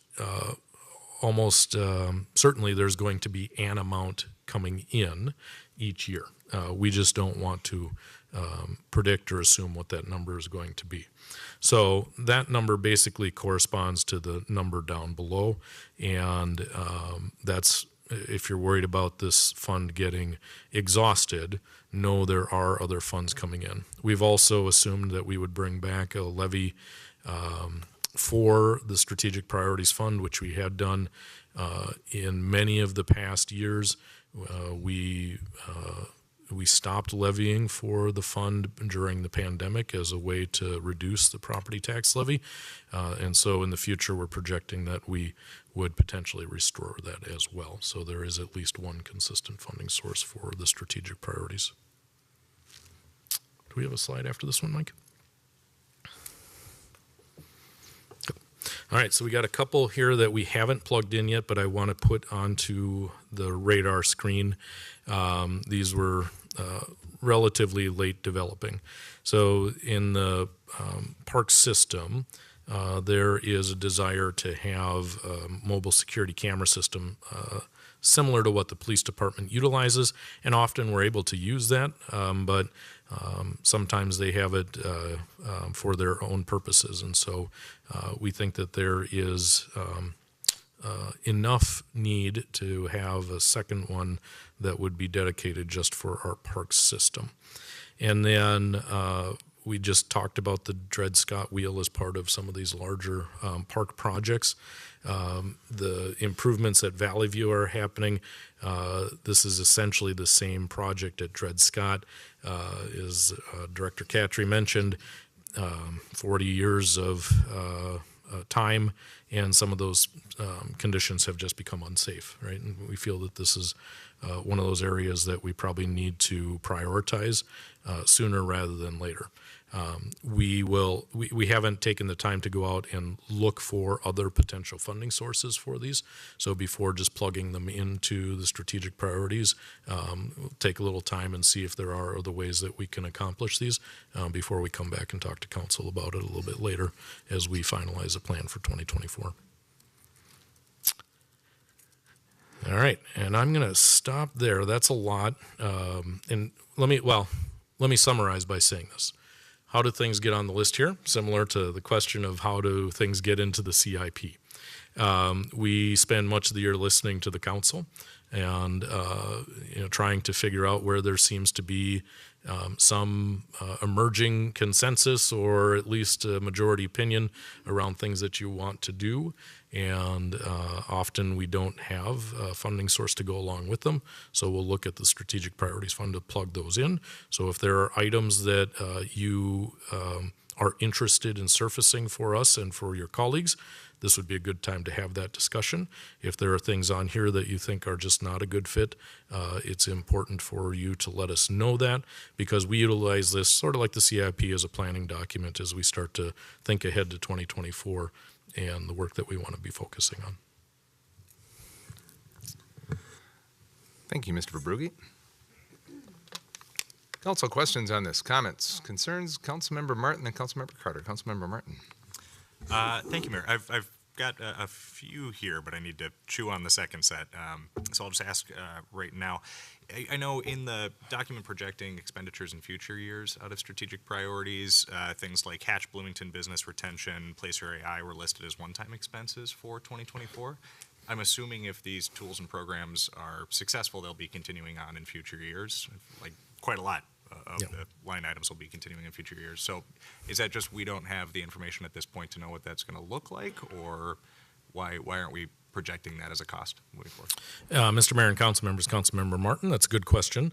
Often we start up a program utilizing the Strategic Priorities Fund, and then we will work it into whatever appropriate budget, if it's going to happen on a recurring basis, that it should be coming out of. So this is a way for us to introduce something, often to pilot a program. Hatch is a perfect example of that. So if we decide that Hatch is successful and we want to continue forward with it, it will likely get rolled into the port budget as a recurring activity. Okay, thank you. I'm going to keep chewing on the second half, so that's Okay, it for me for now. good. Councilmember Carter. I feel like I'm also chewing on a lot right now, but I do have a couple of thoughts. So, I mean, I agree. I think a lot of these things that are included are focused on priorities that we have discussed repeatedly. I think particularly around the animal shelter and the traffic management program. I would say probably two that are red flags for me. I don't love the idea of hiring staff from this money. So thinking specifically about the PR position, I feel like if it is super high priority, then we should figure out how to include it in the budget and instead of having kind of this bridge funding. So I'm not super comfortable with that. And then the other, I guess, red flag would be including the compensation study. I'm just not, I guess I don't understand why it wasn't just built into the budget. And then if we do move forward with it, I would say I just want to ensure that it would include all staff across the city, so union and non-union.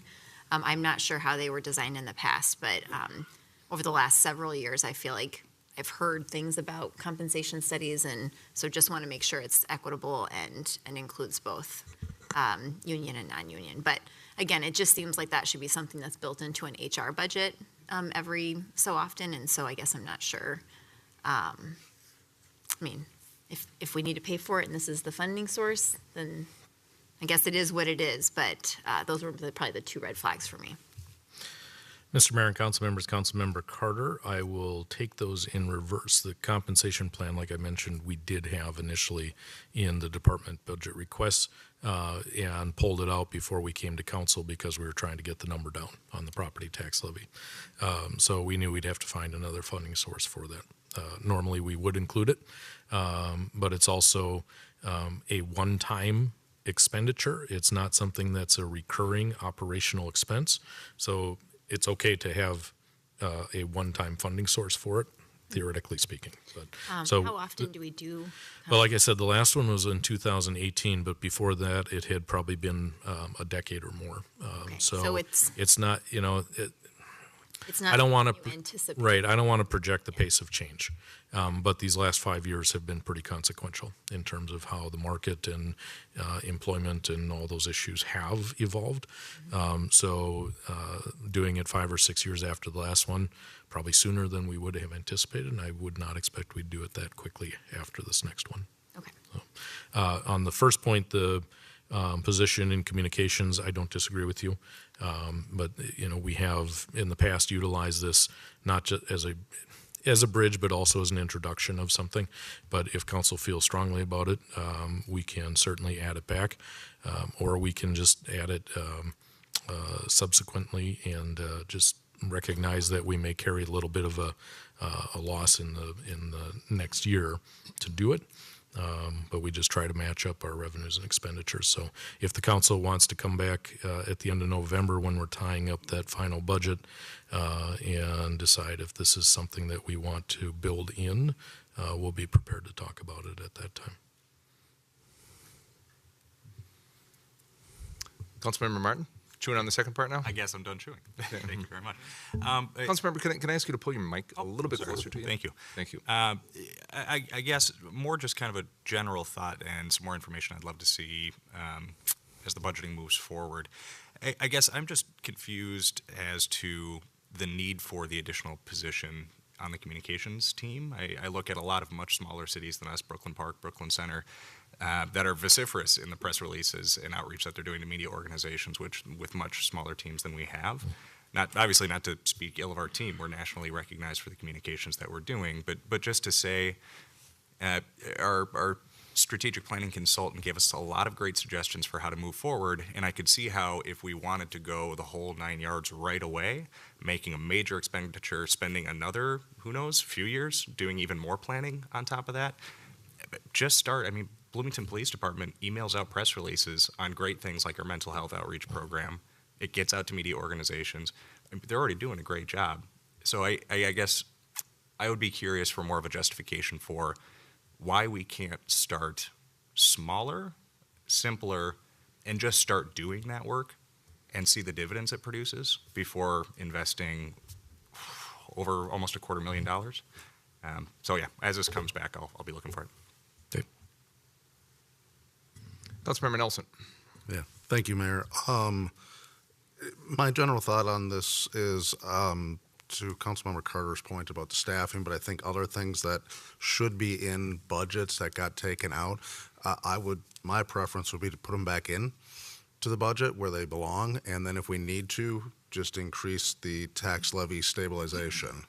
So it would have no net impact on either the amount in this fund, but it, from my perspective, is just a more transparent, straightforward budgeting mechanism, and then comparisons between year to year will make more sense as opposed to having to have this weird explanation. Well, remember that was paid from this and not from there. And so there are things, and I agree with what was said in terms of, startup costs or something like that, those may make sense. I think that's strategic for us to do those types of things from this fund, but if it realistically could or should be in a budget, just one council member's opinion that it should just be in the budget. And I tend to agree with Councilmember Martin on the public relations side of it. I'd like to get much more information there on that and or alternatives. I mean, if it is something that we don't have capacity for public relations, what does it look like to hire a PR firm for significantly less than this to help out with that? Or maybe it's significantly more, who knows, depending on what our goals and things are there. So that one I think is actually going to take a little bit more time. I candidly don't know that we'll get it done by the end of the year. In my mind, it may take more time to think through. And then, yeah, I think those are my comments. Councilmember Mua. Thank you, Mayor. I would agree with Councilmember Nelson's point. If it belongs in the budget, I'd love to see it in the budget. I think overall, I would be supportive of it, especially the public relations strategic plan and the marketing. Coming from a business manager marketing point of view, what I've done, that makes sense to promote our city. If you want the city to act more like a business, this is how we act more like a business. And so by having Placemaking and someone to manage and market the value that we have, that makes sense. But does it make sense to stay in the strategic funds? That's the question that I have as well, especially if we want to continue this long term. I want to see it laid out long term so that we can continue to support this effectively and not be trying to just do one-time things. Mr. Mayor and council members, Councilmember Mua, specific to Placer AI, this would be a one-time expenditure. We do have it built into the budgets for future years, including 2024. We just didn't have it funded for this year.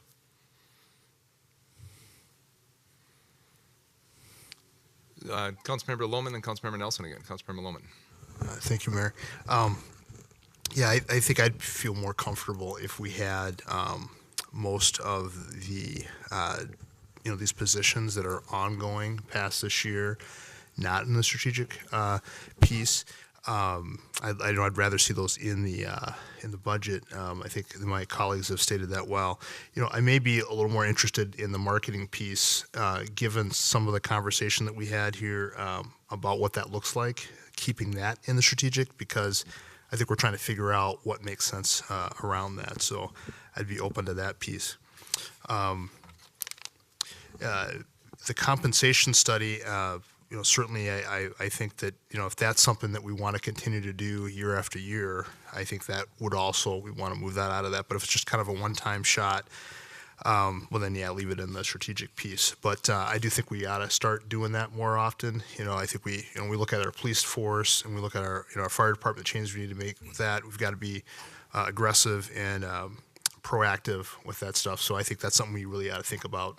And if this is just kind of the year we slap it in there because we want to do it long term, I'm not gonna get upset about that. we gotta figure out a way to pay for some of this stuff. One of my last questions that I have is, and I just want to make sure that I understand this correctly, given our fire pension fund, I know that used to be in the strategic priorities piece. Now we moved that out of that. Is that in the general fund now where we're funding that and taking those dollars out on an ongoing basis? I just want to make sure we got that covered. Mr. Mayor and council members, Councilmember Lohman, we did have a 5 to 6 year transition plan for fire pension, where we were building up a fire pension reserve. And so we've achieved the amount that we were trying to get to, and so now we don't need to fund it out of the strategic priorities anymore. Okay, so there's no risk if we have a couple of years, we're good to go. I just want to make sure that we're not, then faced with that. And I was pretty sure we had that taken care of, but I just wanted to make sure. Go. Councilmember Nelson? Yeah, thank you, Mayor. Just one last quick thing. I brought this up before. I also think we should give consideration to the business items on here coming out of South Loop Development Fund, since our incubator is in the South Loop, if at all possible. I don't know the legalities of that and all that, but that is a source of funding that we use for business activities, and I think we were using it for the incubator as well. So just give it consideration. Don't need an answer right now. Councilmember D'Alessandro. So, thank you, Mr. Mayor. As a general rule, I don't know that I don't think that the number that sits in this budget should be very high. So I'm fine spending it down in lieu of putting it on taxpayers in the next couple of years, to be candid with you. And I say that only because if it's not a reserve. It's not a reserve, right? It's intended for us to literally put our monies where our mouths are through the fiscal year to say, hey, we decided to inject this thing either into this year or into next year, and we want to move it forward, so therefore we're willing to put our money where our mouth is and fund it. I feel like a lot of these map to that exactly. I mean, we said we wanted us to focus on natural spaces and work on our tree canopy. It's here. We said we wanted to work on, the Bloomington, the Small Business Development Center. It's here. Things of that nature. And we said I have probably been the most guilty of saying we suck at public relations and we want to do better, and it's here. So I want to be careful that we don't just hold this money for some reason that doesn't exist, and instead be able to draw the lines between we said this was important and we funded it to be important. And I appreciate that in this, much better than last year, in my opinion, this is really well laid out like that. It's saying, y'all said this was a thing, and here's the money we need to get it off the ground, and so are you gonna do it or aren't you? And I like that about it. So maybe some of them I could definitely go with. I think I agree. I like the idea that if the compensation study is something that HR should be doing every X number of years, let's keep that in the budget and stabilize it if we need to, that kind of thing. Those things make sense to me. But where we can draw a direct line between something we've said was important and this number, I think we should fund it out of here. And I don't think we should be afraid that number dips below $3 million, because it's the people's money anyway. And it's sitting in this fund not doing anything for moving our initiatives forward doesn't make me feel good. So I'll just throw that out there as a counter argument, maybe in more of a philosophical thing. Thanks. Thank you for that feedback. Okay. You turn your mic on. Mr. If you're going to respond. I think I left it on from before, so, yeah. Yes. Got a comment that I wrote down because I got myself on a tangent. I don't like the retaining walls thing in here. And the reason I don't like the retaining walls thing in here is because this is a great example of something that should have had a line item in it 10 years ago that we were planning for. 5 years ago. 2 years ago when I got on council, and it's just now showing up. That bugs me. So I think we take that one out, put it in the CIP, and reprioritize it, and get it in that budget. Personally, sorry. Thank you. Thank you. Yeah, Mr. Mayor and council members, the first part of Councilmember D'Alessandro's comments I felt were more targeted for the council, not for me. So I'll let you guys wrestle with that. The second part, specific to the retaining walls. Yes, and we we have to make decisions every year about what's going to make it into the budget and what's not going to, right? When we're trying to get to the levy number that the council is going to be willing to consider. Remember, I think it was last year, we removed about $800,000 from the budget for sidewalk snowplows. Guess what's going to be coming back in a not too distant future for you to have a policy discussion about? It's sidewalk snowplowing, right? Because we don't have the equipment that we think we should have, and so that's going to be a policy discussion. We couldn't fit it into the budget. We had to make a decision. Retaining walls, we couldn't fit it in the budget. We have to make a decision. So, I mean, this is the stuff that we have to wrestle with on a year-to-year basis. And some things just get left out just because we have to get to a number. Thanks for your comments, and thanks everyone for your comments. I think I don't disagree with anybody. I mean, I think they're all good points and good comments. I do agree with Councilmember D'Alessandro. The money is there, I think, and we have expressed interest in just about everything there with the exception of retaining walls, which I didn't know were a thing. But we've talked about all of these, and I think it makes sense to spend these budget overrances, these budget variances. Let's get the work done. Take care of the things that we need to take care of and get them done. I mean, I would go back and forth on a couple of things. I don't mind the idea of, if we're talking about $150,000 for a public relations, it might make more sense to hire a public relations firm than it would be to hire a public relations person. I've worked with both over the course of my career, and there are pluses and minuses to each. But I mean, if you could bring in a public relations firm and basically turn them on and let them go, as opposed to bringing somebody along and bringing them up to speed and that kind of thing. The firms tend to do a better job with that, and they go after it pretty impressively sometimes. So that would be one thing to think of. The other thing, and we have talked about the tree canopy solution, and as I look at this $1.5 million over the next couple of years spent on this, the bullet point that I don't see here is plant trees. Replace the trees that we're cutting down that are being killed by emerald ash borer. And that's a concern of mine, and both not only on city property, but also to give some options or possibilities for private property owners as well, because it's going to be, we're going to have a barren landscape here in just a couple of years, and I think we need to consider that. And I want to make sure within those bullet points, I didn't see anything that says get more trees in the ground to replace those that are dying by emerald ash borer. Mm-hmm. Yeah, Mr. Mayor and council members, specific to that last item, we will be coming back to you sometime in the near future here to talk more about forestry. We do have a service delivery challenge right now in that the number of dead or dying or diseased trees that we are getting contacted by residents to come out and assess is growing exponentially, and is compounding the challenge that we have just managing our own property, right? We've got, a third of the Bloomington acreage is green space, right? And so we have to manage all of that, and we have one person who is our forester who's doing that, right? And so one of the decisions that we've made from a service management perspective is we're going to stop responding to requests from people to evaluate their private tree, right? We don't, we will arrange for a tree to get taken down. Council approved the policy where we'll assess that cost for them. That cost used to be better, or at least more competitive, utilizing the city's contractor. That's not necessarily the case anymore. So it really has become more of a financing tool for people to utilize the city's contractor. That's really the only benefit of it at this point. But we just don't have the staff resource to go out and actually mark trees or evaluate trees for private residences at this point.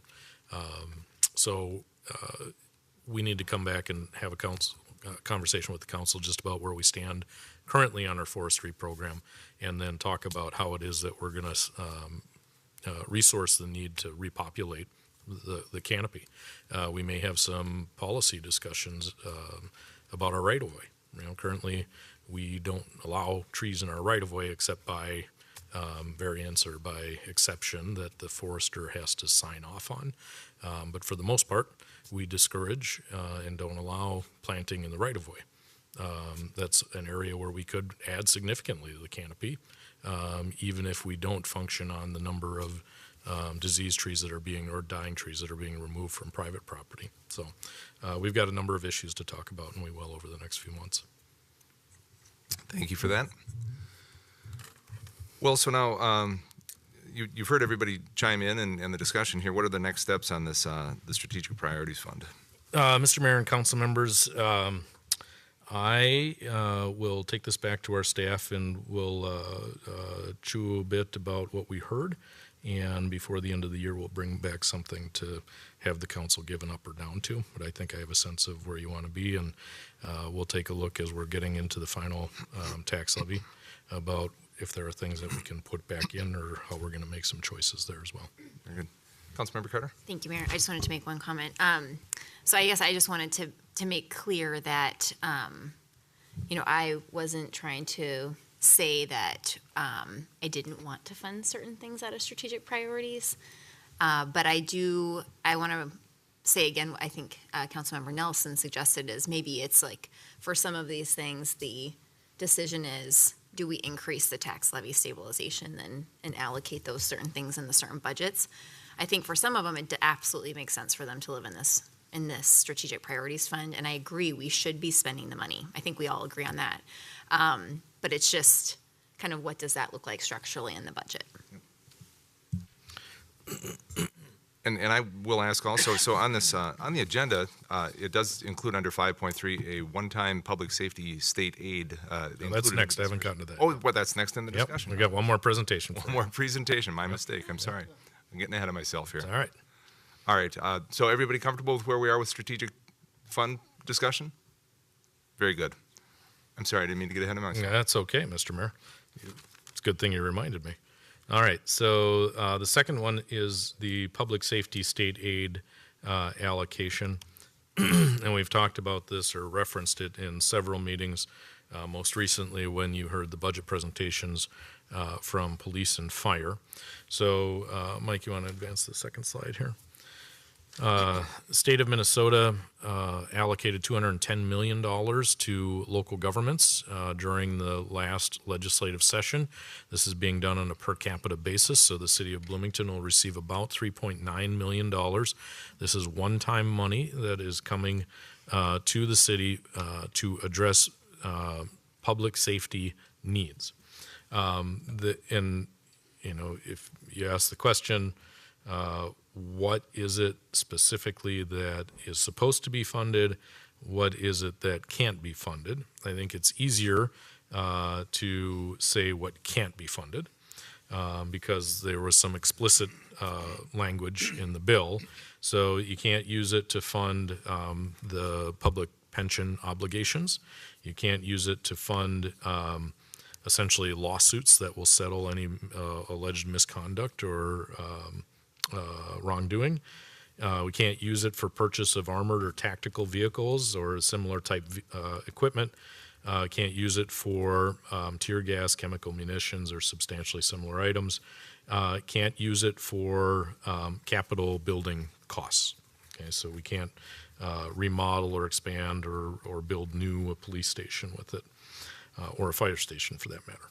So in the list of things that that it can be used for is more expansive and is a catch-all of other items, right? And so some of ours fall in other items. But some of the things they did highlight: community violence prevention, community intervention programs, community engagement, mental health crisis response, victim services, training programs, first responder wellness, and then other equipment related to fire, rescue, and emergency services.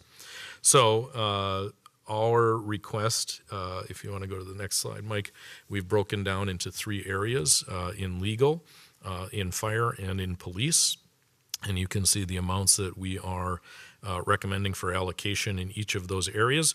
And similar to the conversation we just had, the real substantive conversation tonight has to do with comfort level about using these funds to bridge some staffing positions. So let's jump to the legal department first. Here we have addition of full-time office support specialists to meet some requirements related to evidence disclosures, and this would cover the cost of that employee for 2 years, 2024 and 2025. So if we were to continue to have that need a couple years out, then we would have some tails on this position. Similarly, we have a match requirement for a second restorative court social worker. And again, this would be a 2-year funding commitment utilizing these funds for those purposes. Next slide for fire department. You can see the list of equipment items that we are desiring to use the money for. In the case of fire, no tails associated with any of these items. What we have done is identify items that were in our small equipment fund that's actually going to allow us to manage property tax levy, so we can utilize for equipment and not have those things affecting the property tax levy for the coming year, which is a good thing. And then finally, in the police department, $2.9 million. So let me highlight a couple of these. On the pathways and attrition hiring, that $980,000, the request from police is essentially to overhire for about the next 18 to 24 months. This would be bringing on, I believe it's 13 police officers, because we know that in that time frame, we've got about that many who are eligible for retirement. And so what we want to do is use these funds to build up the number of officers that we have, so when we have those retirements occurring, we're not suddenly down significantly on staffing. We will just right size back to what our authorized number is currently, and we will not lose any experience, we'll not lose any time going through field training and everything that we have to do to get an officer ready to be out on the street. So this is a little bit of advanced transition planning, and it doesn't have a tail because it will just get absorbed by the attrition of those retiring officers. In the case of 2 civilian jail officers, we currently have sworn police officers staffing our jail. What we'd like to do is hire 2 civilian staff to be present in the jail, which will allow us to put those 2 sworn police officers back out on the street. So this is an add of FTE, but it is adding FTE that will accomplish an increase in the number of our police officers on the street and doing it at a cost that is less than that. So the cost for these civilian positions is less than what it would cost to do 2 additional police officers. So we feel this is a pretty efficient way to manage the needs here. This would create tails because after 2026, after the 3 years, we'd have the obligation associated with those 2 new staff positions.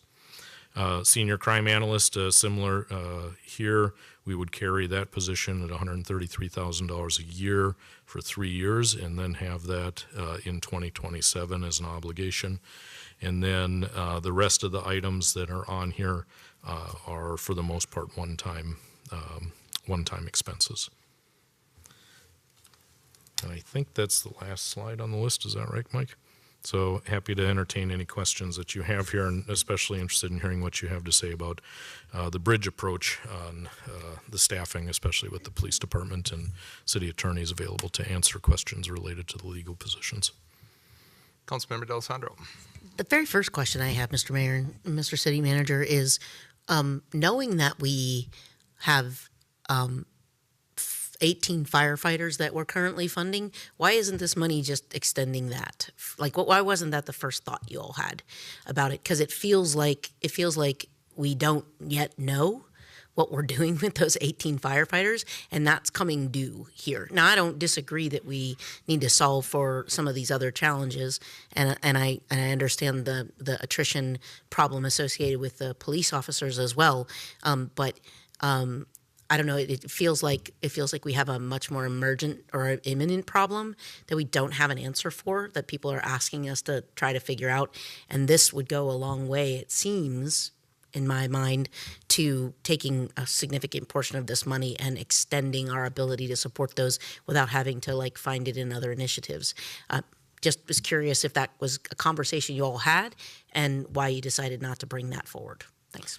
Mr. Mayor and council members, Councilmember D'Alessandro, the 18 new firefighters are being funded with a SAFER grant from the federal government for the years 2023, 24, and 25. So that's an obligation that we will inherit in 2026. These funds have to be expended before then. So we already have the funds for those positions.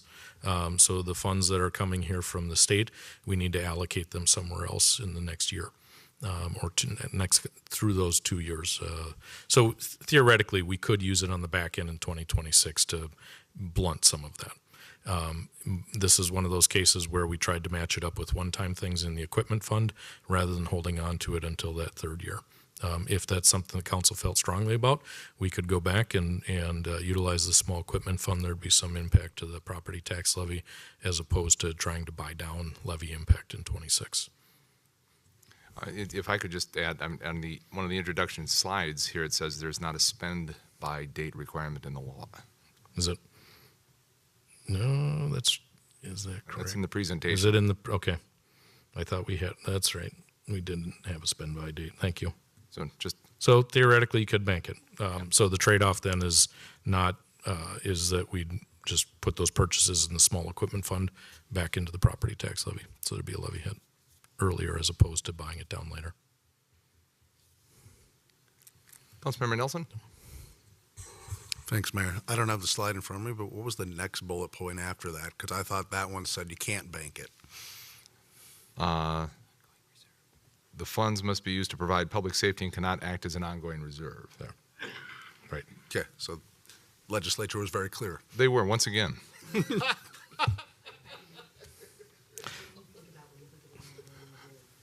Yeah, that's the question. What is ongoing? Yeah. Exactly. Yeah. Mm-hmm. Yeah. Councilmember Lohman? So I just want to say, if there's a way to use it for those positions, I think that Councilman D'Alessandro is right on the money. If there's a way to sock that money away some way to lessen that blow. But then I would also want to say, because you said, Manager, you wanted to hear about what we thought of this. I really like the idea of that pathways attrition. I really like using one-time money that way to kind of really set the city up in a position from a police department standpoint to where we're ready to go. And so if we could do something similar to that with the fire piece, I think that would be awesome. Just to kind of lessen that piece. And I know that with the legal piece, we gotta show them a little bit of love. So I'm fine going down this route and putting them in there. So I know this kind of, it'd be better if, from a budgetary standpoint, if we could see these in their individual areas, so we know what the impact is long-term. But, sometimes you gotta do it, so. I'm also supportive. I like the idea of the pathways, the attrition hiring. My question, and I'm sure the analysis has been done, if you have 14 police officers with 30 years experience retiring and replacing them with the same number of 10-year experiences, that there's got to be a savings in there somewhere. There's a significant savings. I've got to imagine. So, there'll be a little bit of benefit on the back end as well when we go through that process, because we'll have all new officers, at 1-2 year earning rates as opposed to the top end. Yep. Yeah. No, but I do agree with the way of doing it. I think it makes perfect sense to overhire for a period of time and then not feel that dip, which I know other cities have once they hit a significant retirement, that they end up shorthanded for a period of time. And this is a good way of avoiding that. So I think that makes good sense. Other thoughts? Councilmember Carter. Okay. Thank you, Mayor.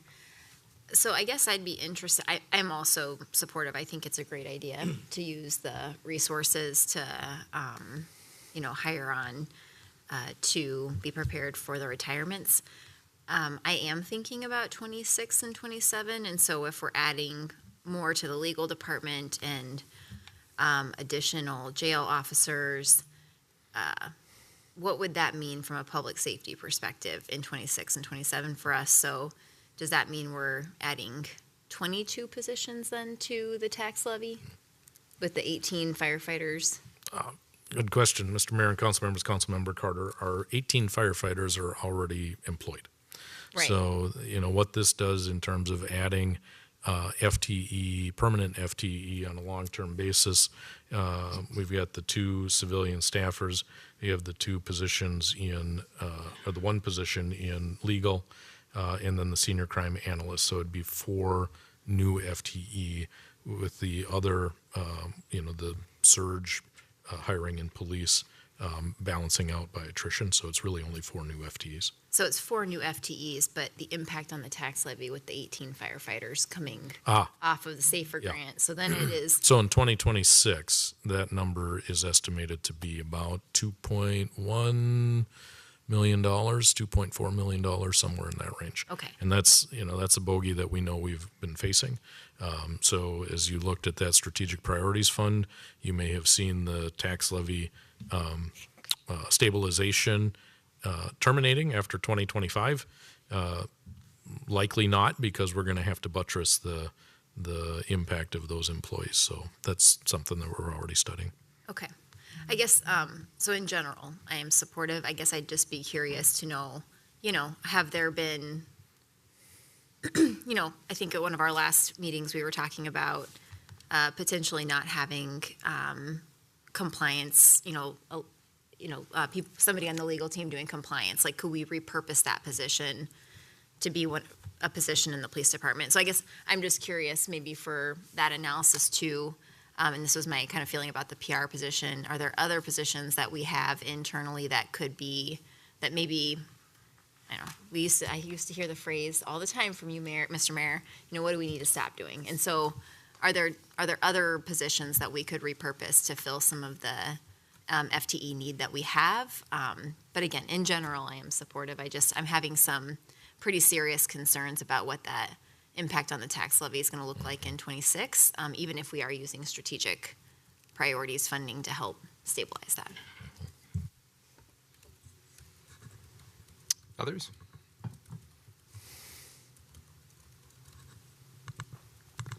I'm hearing the consensus being that a bit of unease, especially as we get to 26, and we have a lot of public safety costs that are going to be landing on the property tax roll, just in general. So we might want to consider that.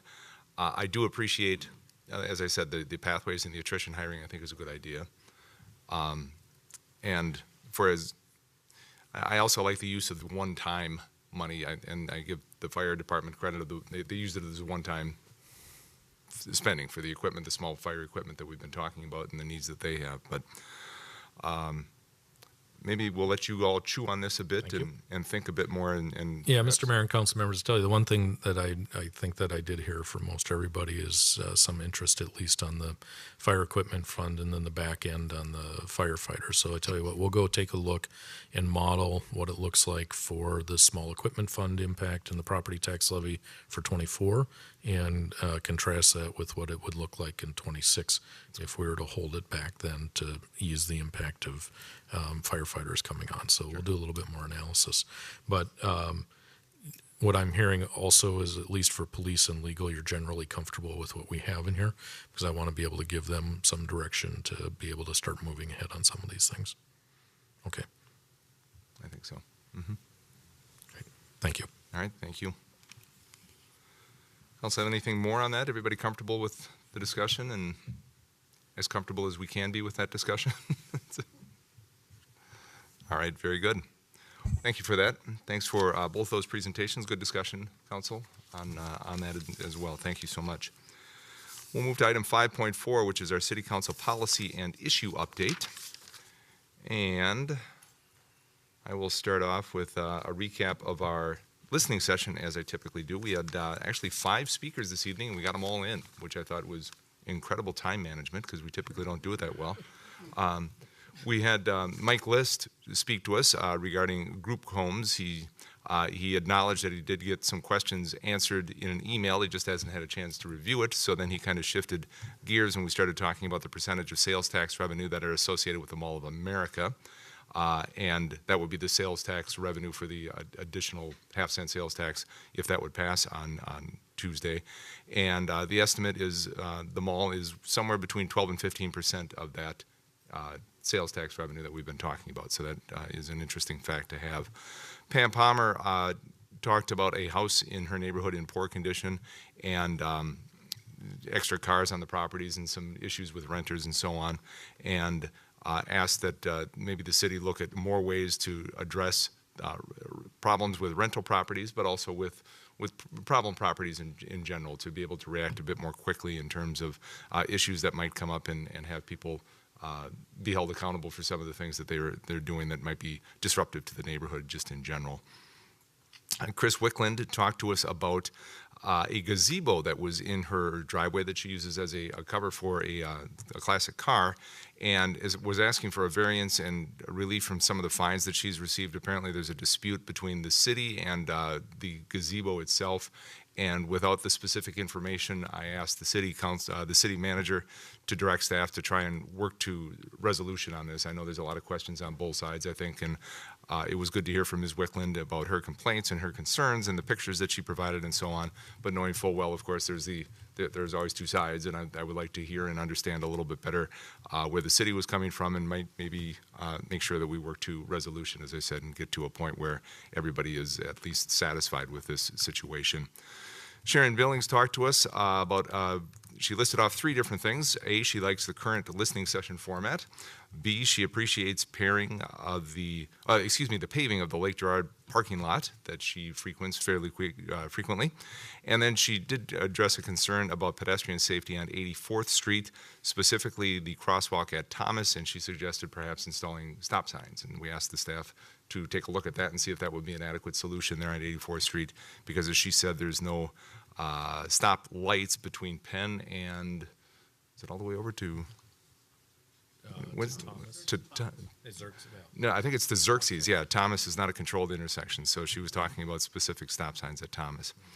And then our final speaker was Jan Cooley, and she had been with us before, some significant issues that she had with a local remodeling and roofing company.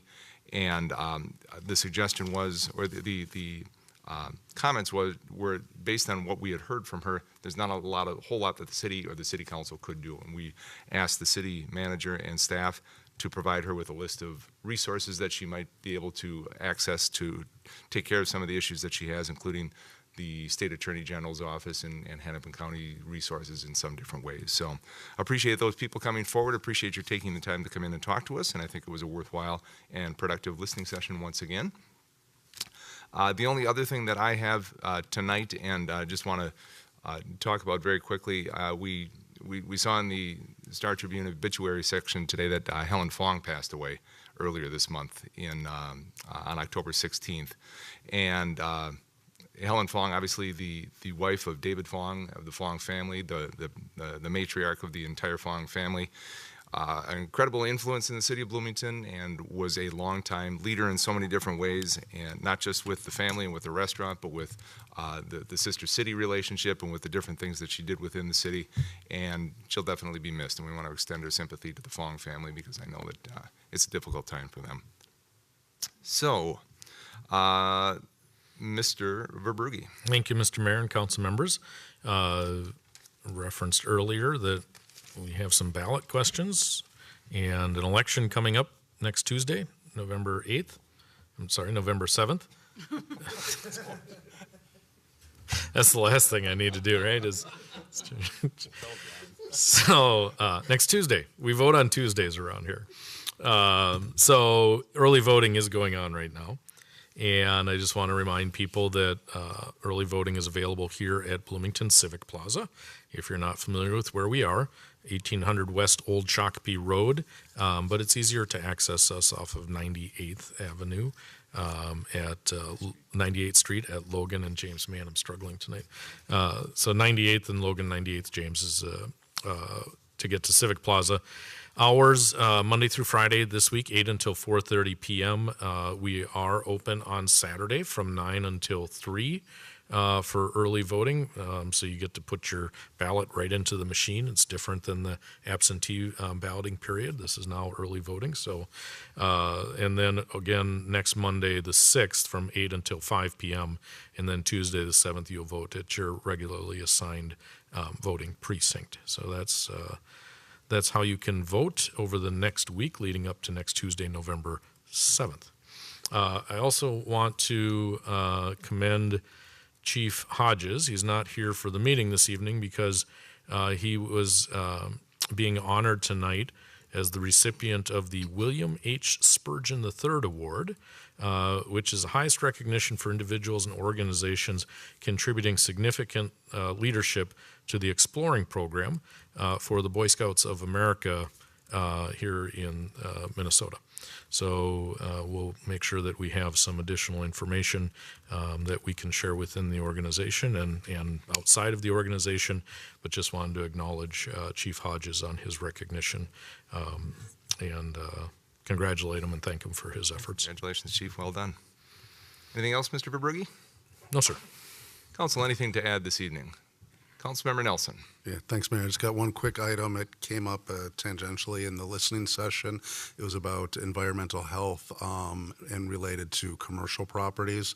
And I bring that up because I've heard a number of comments out talking to people that are super excited that that gas station went away for the Europolis expansion, but they're really not happy in my district about that Valvoline. And in particular, I mean, it's boarded up. It's literally, it doesn't have windows. I mean, I can't see a way that meets our commercial code or something like that. And I guess the basic question, is there more we can do at that property, similar to some of the other requests we've had to spur some improvement there? Mr. Mayor, council members, Councilmember Nelson will follow up with our environmental health staff and provide a report back to you. Anything else, Council? Very good. That would typically end our meeting, but actually tonight as we did in our last, or a couple of meetings ago, we're moving to closed session here. Item 5.5 would be a closed meeting and a request to close the open public meeting for attorney-client privilege. And as I stated earlier today, because I have a potential conflict based on my professional employment, I'm going to step away and turn the gavel over. I actually do have the gavel if you would like. That's okay. No, it's fine. I don't think I need to bang on things on top of everything else. I don't think so. So I will step away and turn it over to Councilmember D'Alessandro, and thank you very much. And once again, Election Day, get out and vote, folks. So thank you. Thank you, Mr. Mayor. Acting Mayor D'Alessandro, before I do have one edit to the materials when we get to that point of motion making. Yeah, we have an update to the motion that we need to make, the one for closing the meeting? Okay, great.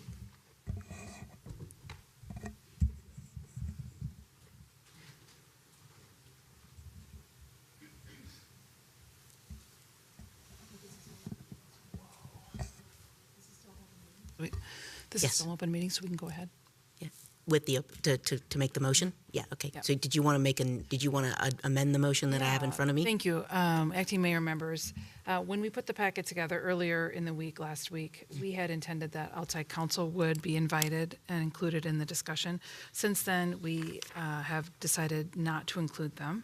And so the request for council action references outside counsel, as does the resolution, in 2 spots. And if you're amenable, I would request that the references to outside counsel be removed in the 3rd whereas, as well as in the 3rd now therefore. How I would propose to handle that is that I would make those clerical edits and then circulate the document for signature tomorrow morning. Does anybody have any objections to that? So you're recommending that we, in the 3rd whereas, where it relates to city's internal counsel and with outside counsel, you're just going to strike "and with outside counsel," and then the same in number 3, where it says the city attorney's office and outside counsel, you would strike that. That's just the only 2 edits? Acting Mayor, that is correct. Okay. Does anyone have any objections? Okay, so I think we can vote then on the, as stated, amended. So I'll look for a motion to pass the resolution. Yeah, Councilman Ramirez. Actually, I just have a quick question for the city manager before that, if that's okay. Sure, please. And I brought this up earlier.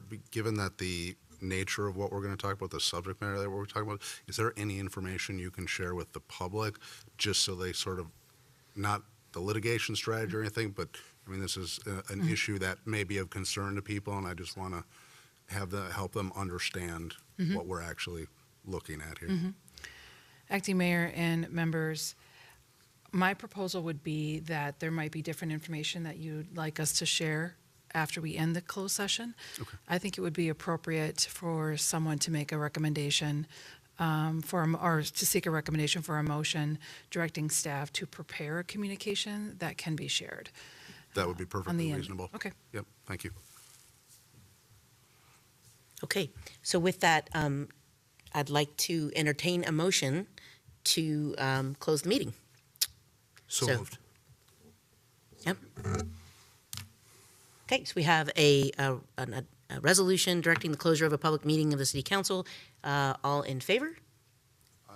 Aye. Anyone opposed? Nope. Motion carries 6-0. We're now in closed session.